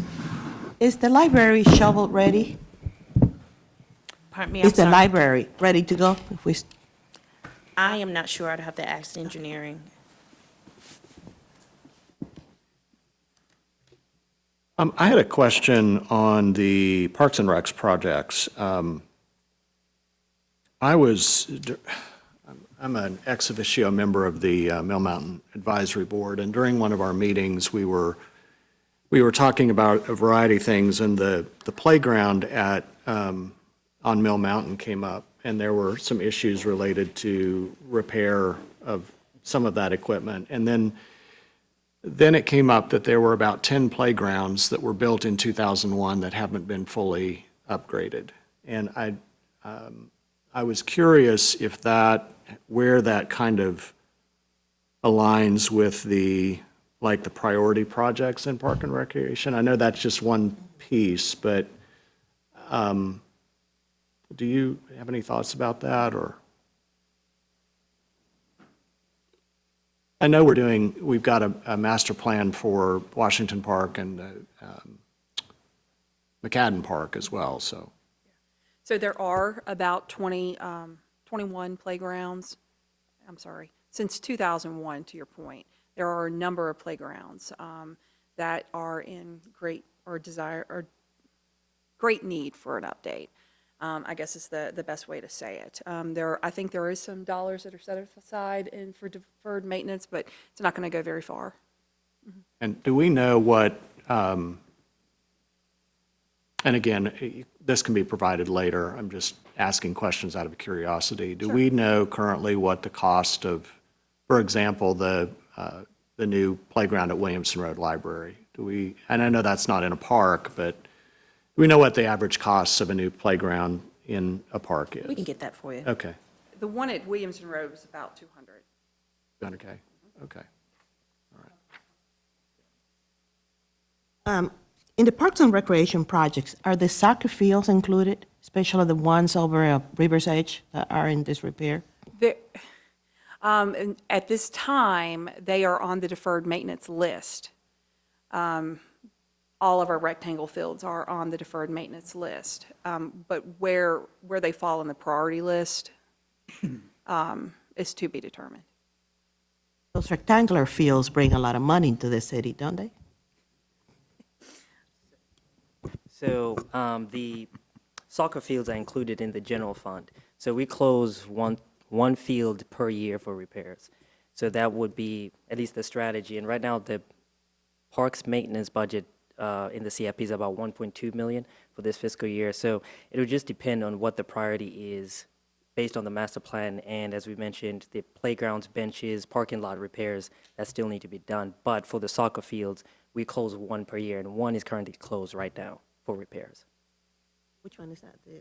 I would have to check and just give you that one after. Because I know normally they close one a year for, to protect the field. Right. Powers?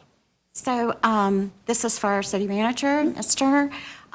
So as we're talking about parks and recreation projects, we've talked about the ARPA funds that might be a balance left. Mm-hmm. So could you explain to us, I believe Parks and Rec received some ARPA funds, so if there's funds left over, could that not be used for that? Because I'm understanding that those projects, that any money left would have to be used on something that you had already done, a department or an item. That's correct. And so that's what we're going through now, because I want to make sure that I have at least 6 months to expend the funding. And so we're almost at the point where we'll have that figure. And you are correct. We cannot introduce any new projects into the ARPA program because all of the funding had to be committed to a project by December of 2024. And all of the funds have to be expended by December 2026. So if there are some leftover funding and there is a project that is already in, but we can expand it, then we'll look at trying to expand that program because we can't introduce new programs. So I just want to make sure I understand this. So if we can, we will. And so that could be something under Parks and Recreation, whether it's a soccer field or it's new playgrounds, equipment, you could do that? If that project is in the ARPA program already, as an example, I believe Eureka had quite a bit of ARPA funding. So if we needed to expand something at Eureka, we could. What I could not do is take it and put it to another park if it wasn't in. It just depends on how it was set up into the ARPA program. Yeah, you're correct. Question about the park. Yeah, Mr. Nash. It's not really a question, it's just an idea that I'm just throwing out there, but has there ever been the conversation about converting the soccer fields or our rectangular fields? First time I ever heard it called a rectangular field. But, I mean, it is a rectangle, never mind, but putting turf down instead of having grass, because I remember my school did that, and a lot of Roanoke County schools did that. Northside had a grass football field, but right after I graduated, they converted it to turf just because of the maintenance cost. And, having to maintain it in the hot summers now, it's a lot to water those fields as well. So I don't know if that's something we're considering, but I think it could be a worthwhile thing to look into. Yeah, and I did something similar in a previous locality, so that is something that we'll look at. We have not, to date, began to look at that. Well, just to reflect back on some things I've heard this morning, there's been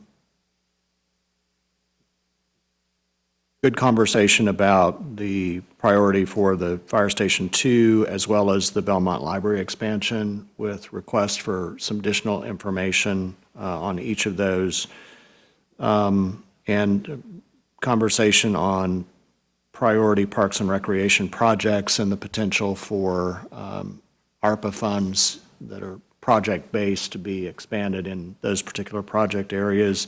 We also had a good discussion about the Plato program and activity buses. Any other items on this topic that we want to cover? Mr. Volleson. Just want to reiterate, I guess I kind of said it earlier, but agreeing with Mr. Nash, in that I would like to see us keep some of the, I know that we have some of the fund balance from the schools. You know, I think that it would be wise for us to keep a decent chunk of that, I would say at least 5 million, to kind of hold and see what happens over this next year as we are dealing with so many different changes that are happening. And we just got our federal update from our federal lobbyists that there's certainly a lot of uncertainty.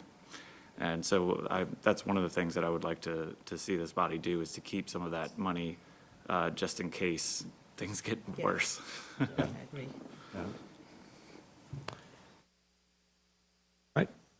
Any other discussion on this item before we move to the next ones? We can always come back to. All right. So the second topic of discussion that we have, we just have 2 items here, but context of external agencies. So if you recall, the current proposed budget of March 23rd has option 1. And just to remind you all, option 1, we funded 10 agencies, and they're funded based on scoring.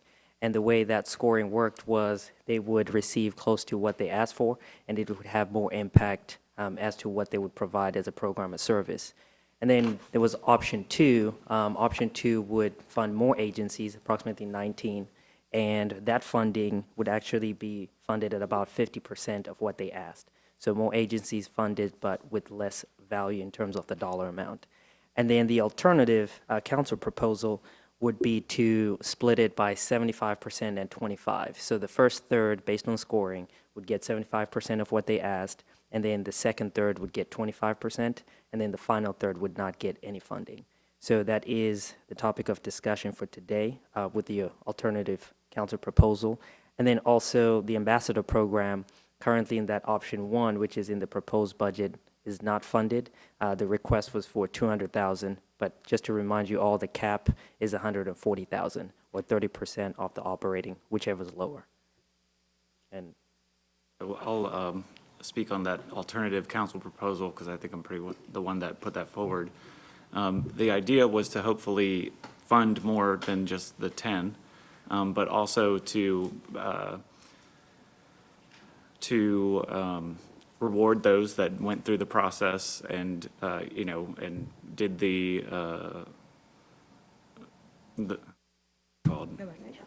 application. Thank you. That did the application and those types of things, so that they got the majority of what they wanted.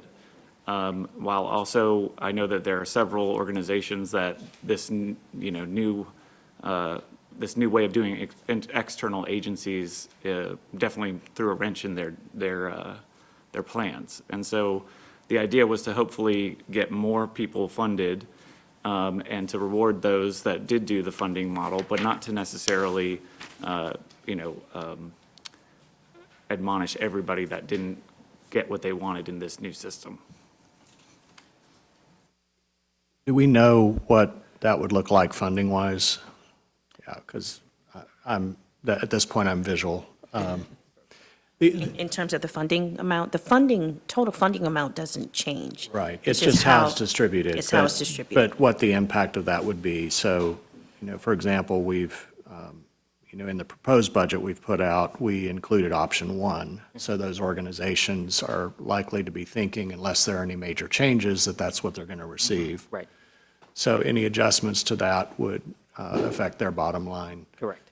The other concern, and I appreciate the thought process here, because it is a new model and it takes getting used to. I also don't want to undermine the process that we created to do this, because it was very thorough, and Ms. Ferguson can give us some insights on that.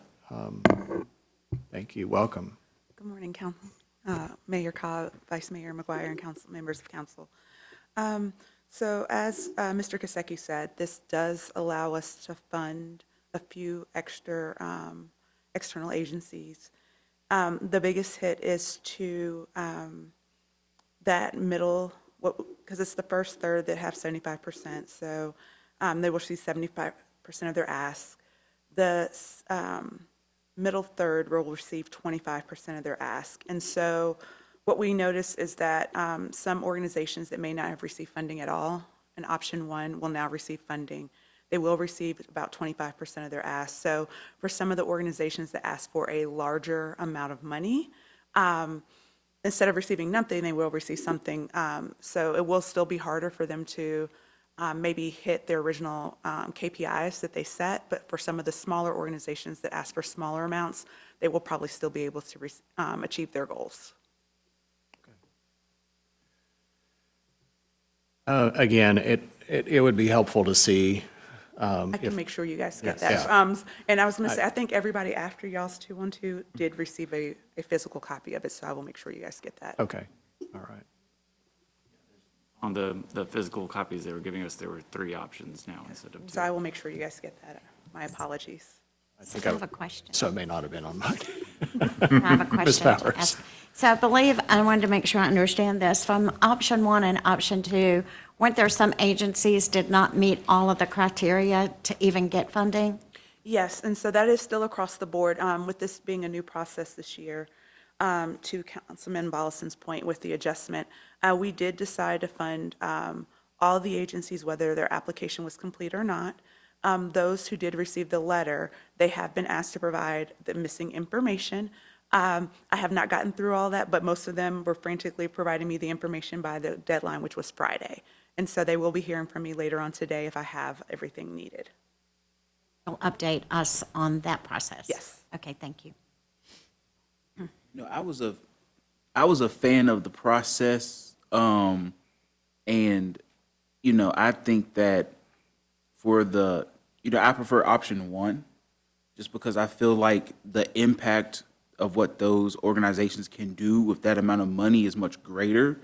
And I don't know if if a organization asks for 100,000 and then we're giving them like 15,000, I don't really know if that's really going to help them accomplish what it is they wanted to do versus giving an organization that wanted 120,000, $100,000. That's a lot different for that organization to be able to be impactful, just in my opinion. And I also think I was a big fan of the application process. I definitely heard from folks some opinions about it, and I told them that, most of this funding that we get out through this process is taxpayer dollars. And so we have to be utmost cautious and responsible and accountable on how we give it out. And so we're giving it to you. We're literally giving you our citizens' money. And we need to make sure we know how it's being used and what the return on investment, both qualitative and quantitatively, is going to be on our city and therefore on our citizens. So I lean in favor of option one. And what is the process for us to determine the option? Is it something where, is there a deadline we need to let you all know, like, hey, we want option one, or we want option 2 or 3, or how does that actually work with deciding which option? So the fundings will be released July 1, 2026. And again, the amount, unless you all are changing the amount that is in the budget, we do typically advertise or put in the budget which agencies that we're going to fund. But if you all decide that you're not ready to make that decision before we publish the book, then we won't put those in there. but we need to know, to let them know so they can properly prepare. But the period starts July 1, 2026. So when we move to budget adoption, I'll get right to you. When we move to budget adoption a week from today, we would be approving the total amount. If we wanted further deliberation on which option we wanted to go with, it wouldn't take effect till July 1st, but we would be adopting the total amount. I don't know if I was clear or I wanted to clarify, that we still use the applications. Everybody is still ranked and prioritized the same way that they were. There wasn't any change in that.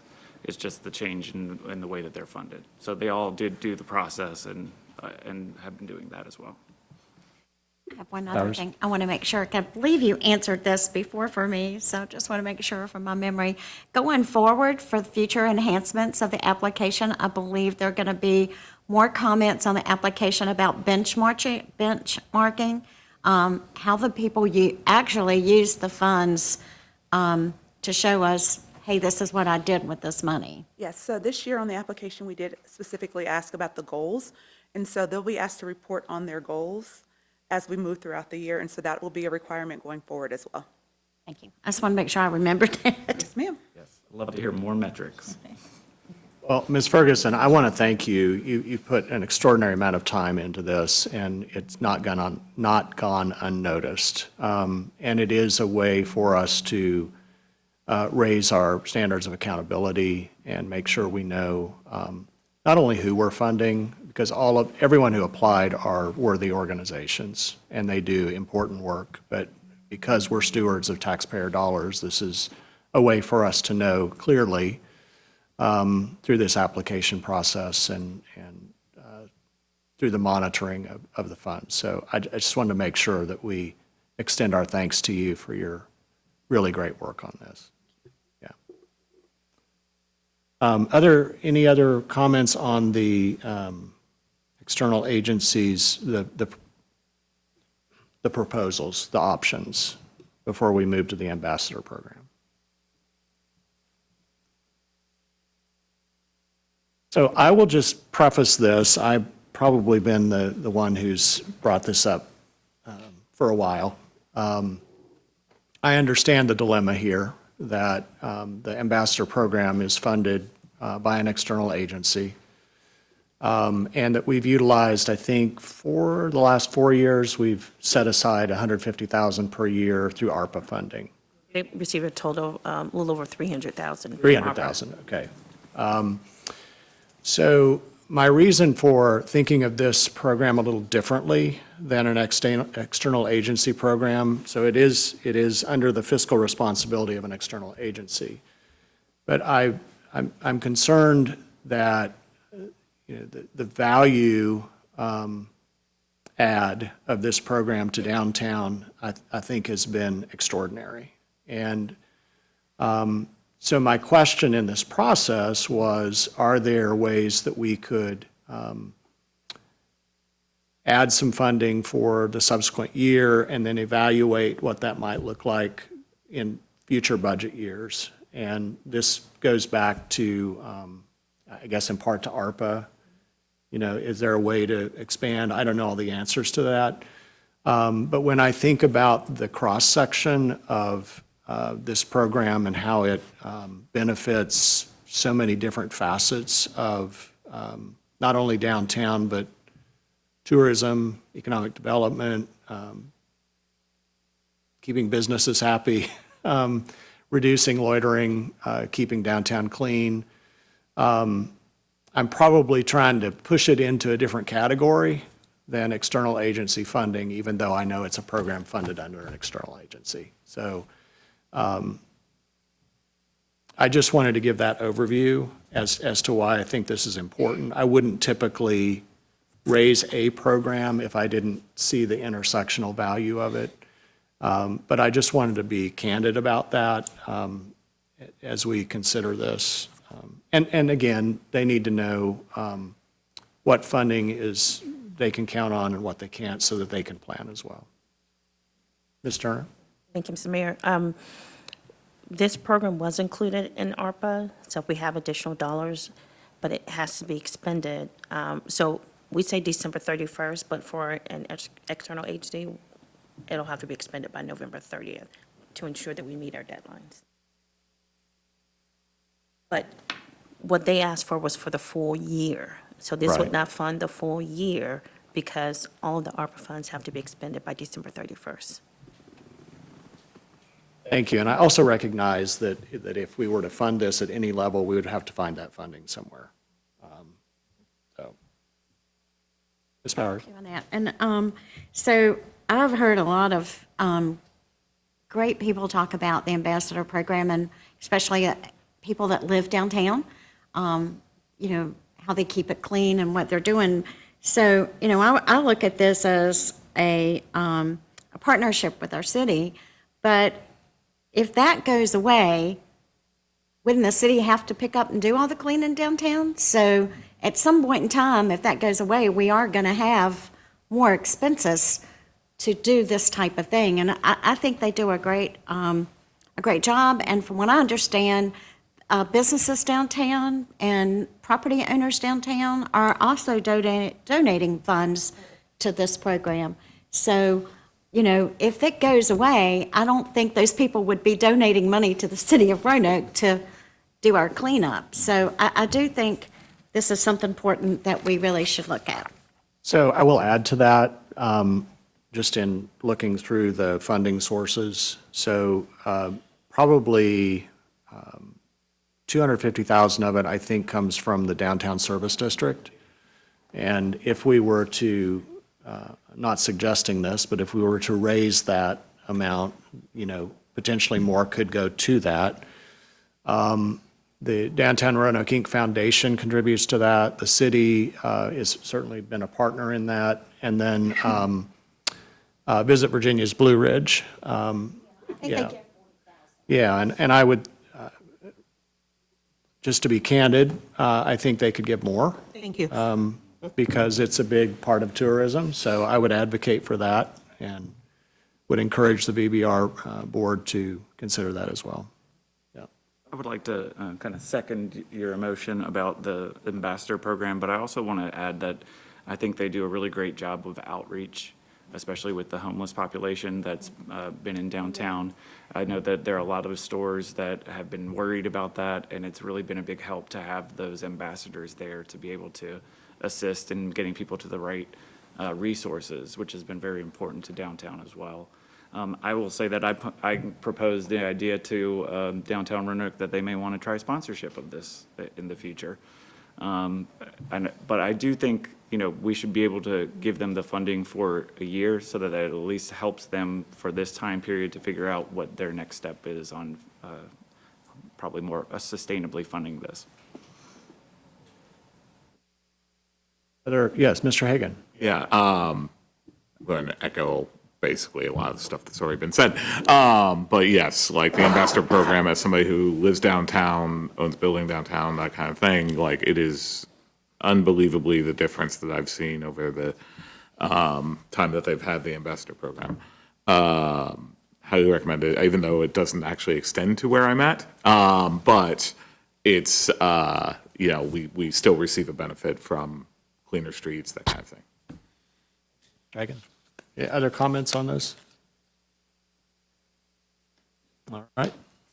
I think we're ready to move on to the next part. Okay. So the last topic that we have is the meals tax increase. So I do want to mention that a decision today would not impact the fiscal year 27 budget. However, discussions would need to begin. That way we can plan for the next fiscal year 28. Just, you know, a reminder, we did increase meals tax last year, 5.5 to 6.5%. That was $4 million. And the sunset would be effective next fiscal year.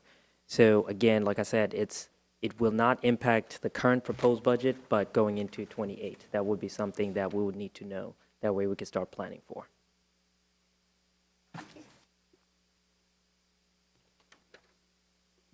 Thank you. We're sorry to interrupt, Mr. Kosecki. what we've just been handed is, outlines the three options Okay.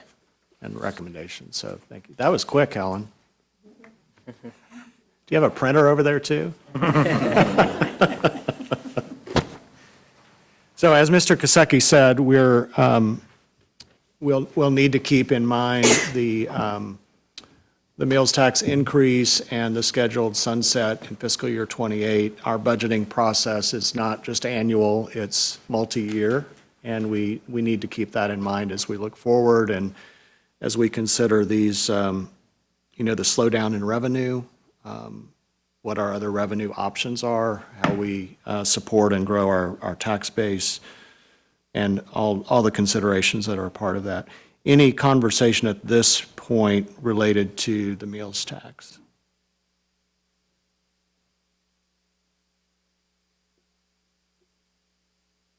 All right. And just to recap what we went over, just to make sure I have the right notes.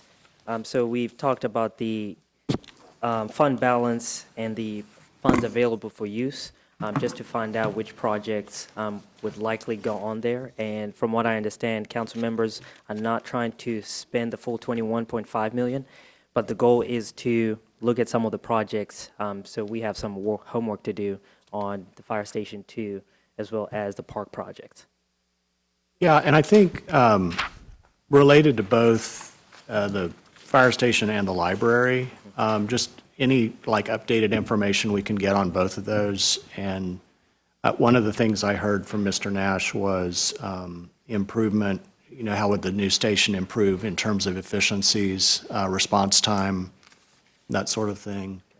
And then on the library, what that expansion would look like and the added benefits to the community. Possible phasing. Oh, and the possible phasing, yeah. Okay.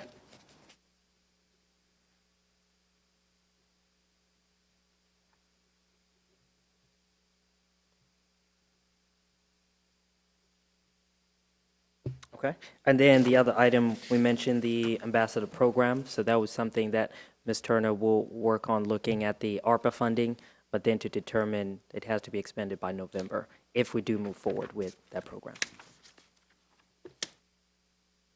Okay. Any additional topics of discussion for today? I have one more question. Yeah, Ms. I'm Powers. sorry, I'm always You're fine. thinking ahead. And now's the time. So, I think I'll put this in, how I want to say it. So, we always have emergencies come up, things come up. Does the city have historical knowledge of that, of, what were our expenses in the prior years that came up that we had to fund that, that we didn't plan for it because it's an emergency? So I'm just thinking, how, in this very tight budget, will we be able to fund things like that? So that's where the managed hiring comes in, because if we have approximately $7 to $8 million, again, we're not planning on fully staffing every department, so we'd have to take it case by case, as we've mentioned in our briefings. So that $7 to $8 million will be able to address utilities, your fleet fuel. And I mentioned at the community meeting, we spend about 8,000 gallons a week, and we know the budget is not sufficient, so we just manage that month to month based on what we spend. I'm sorry, Mr. Kasecki. Okay, Ms. Powers, we also ensure that we have a small amount set aside, I shouldn't say small, but an amount set aside in our capital contingency, because, we can't plan on a boiler going out or a roof, so we always have contingency built into to our budget for capital in particular. I would just add that if for some reason we are not able to handle any unforeseen expenditure, then we would reduce the expenditure level to accommodate. Yep, and that goes back to actually managing the budget, because if we see that there's a significant decline in our revenue, then we know that we're going to have to look at it from an expenditure side, and which, could include, cutting significantly. Important question, thank you. Any other questions? Yeah, Mr. Nash. I'm just curious, but with like the cost of like gasoline and diesel, for our vehicles, we pay the exact same rate that you see, like, do we pay the same, like, if we see diesels like $5.30 a gallon, for our trucks that all require diesel, are we paying $5.30? Or is there a different? I think we get a slight discount, but it's still almost double what we were paying. Yeah. But I have to get the exact amount, but I think we do get a slight discount, but it's still double I than was what we were wondering paying. the quantity we have to purchase. Yeah. 'Cause we got big vehicles. It's still, I like, mean, yeah, we're feeling it. And that's from gasoline as well as electricity. Electricity has gone up significantly. Other questions? Well, I'd like for all the budget management team to come up. Come on, don't be shy. Ms. Ferguson, come on up.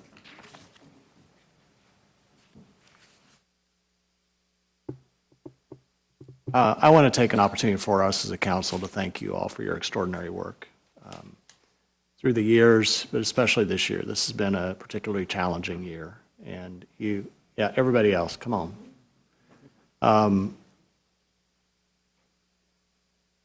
You've gone above and beyond with your time, your energy, your experience, your wisdom, your willingness to work together. I mean, I've seen you showing up for meetings on Friday nights when I'm sure you had date nights or other things planned. No, it's my date night with the budget. And weekends, and we're near the finish line on this, and we continue to have very challenging conversations about how to prioritize this funding. But I wanted to make sure that you all know, Ms. Turner, your team, Aki, Mr. Stovall, all of you, thank you for all that you do. For your thoughtfulness throughout this process and your dedication to the city. We are all grateful. And I'll just offer the opportunity for any other council members that would like to share any comments. Sure, I want to say thank you too, and I want to just reiterate what Mr. Stovall said. Yes, we have been here before. I remember those sleepless nights myself, turning over in my brain, what can I cut and where can I do? And it is hard, and you guys have, all of you have done an incredible job. You've answered all my questions. I apologize for all the emails I've sent you, but you were all very quick to respond, and I really do appreciate each and every single one. I would like to thank them, but I think we should all give them a standing ovation.